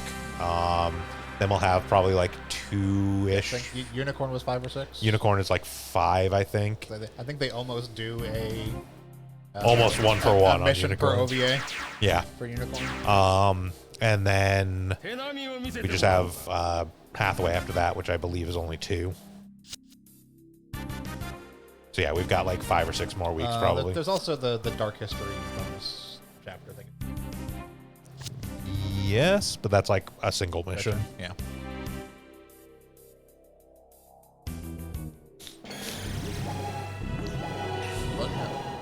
Unknown. Don't know what those are off the top of my head. I didn't see them. Oh yeah, Kazams. Oh, good times.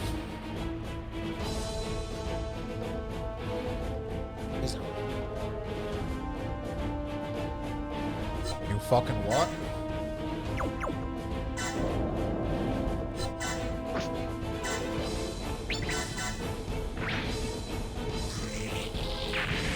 You can spawn a force behind me? Scenario list. Is it standard? time for this shit.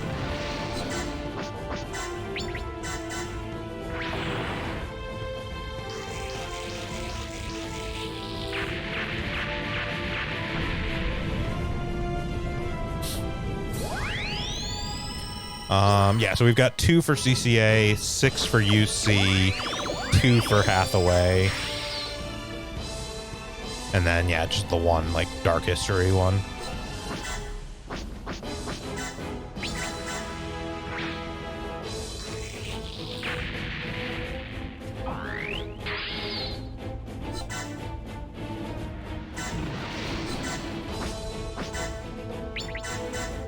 Yeah, so 5-6 weeks more of G-Gen, and then we'll be moving on to Super Robot Wars V.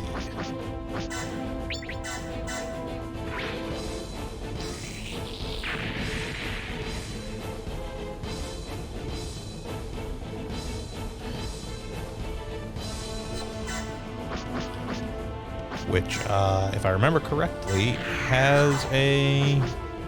Yeah, has an Akurasu page, so I don't have to worry about weird AT Wiki run through Google Translate. Yes, it has a good guide. Well, the AT Wiki guide is really thorough. It's just all in Japanese, so I have to, like, run it through. Let's see, what shit is in V?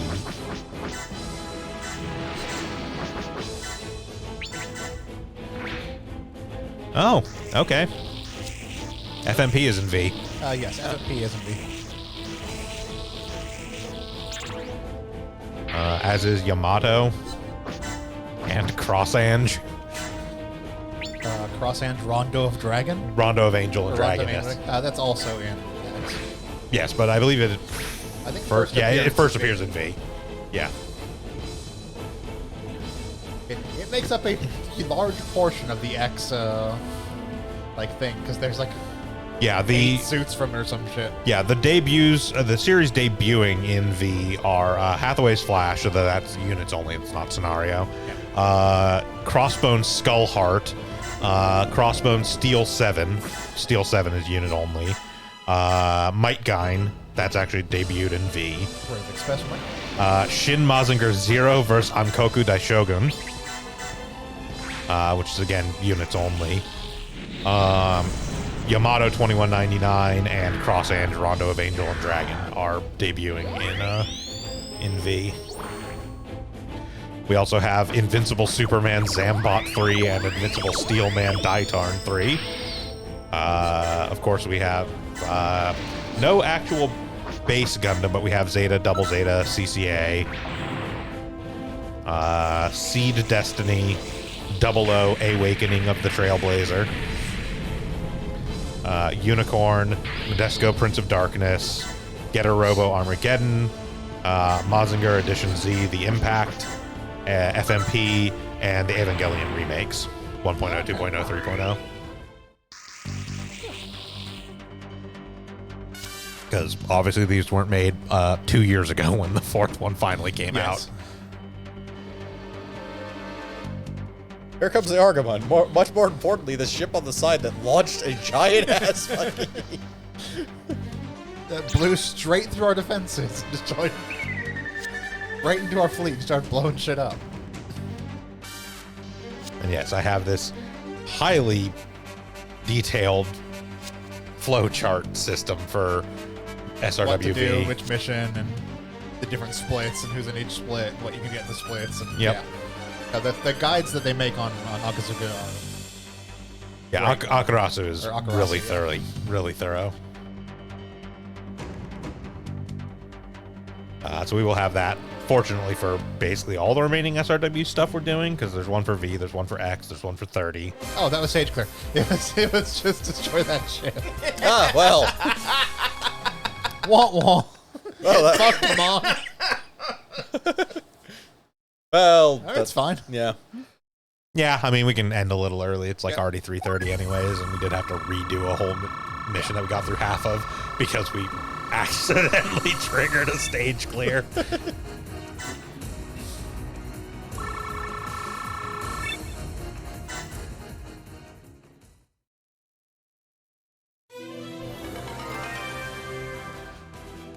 Judao, and another Noah. Yep, there's Double Zeta. Right, actually specific, like the one where he first has the Londo Bell emblem.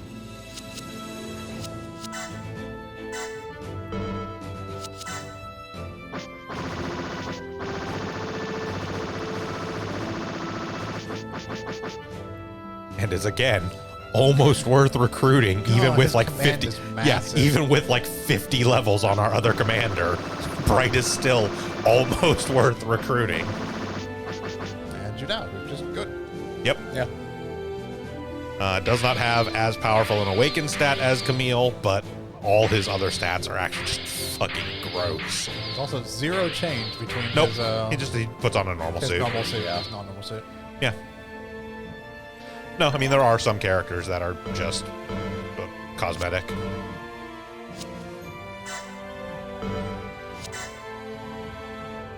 Trying to.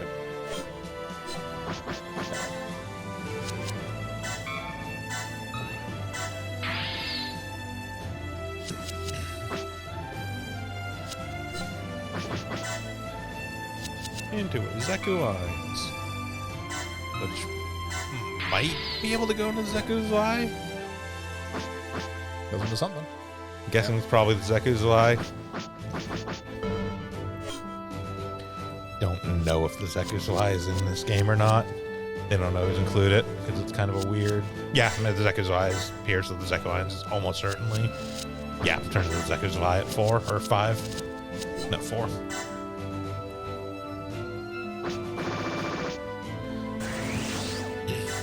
Something better than midair. I don't think she does, because extended deployment only works if you're master. Fighter pilot. Yeah, like, no, again, she's still on that just because we literally have nothing better to give her right now. I assume she gets more options as As you level. Eventually, yeah. yeah. Yeah, like it just says no. These will unlock abilities as you level. Okay. Which, again, one of the nice things about the game prior to this, Overworld, which was just, rather than having those be like character specific, you just could buy which ones you wanted with ace points. Yep. They did cost different amounts for different characters depending on things. So, like, for instance, if your character was somebody who was like naturally a new type was less expensive to buy. Whereas if it was somebody who was not a new type, you could still get it, but it was usually like way more expensive.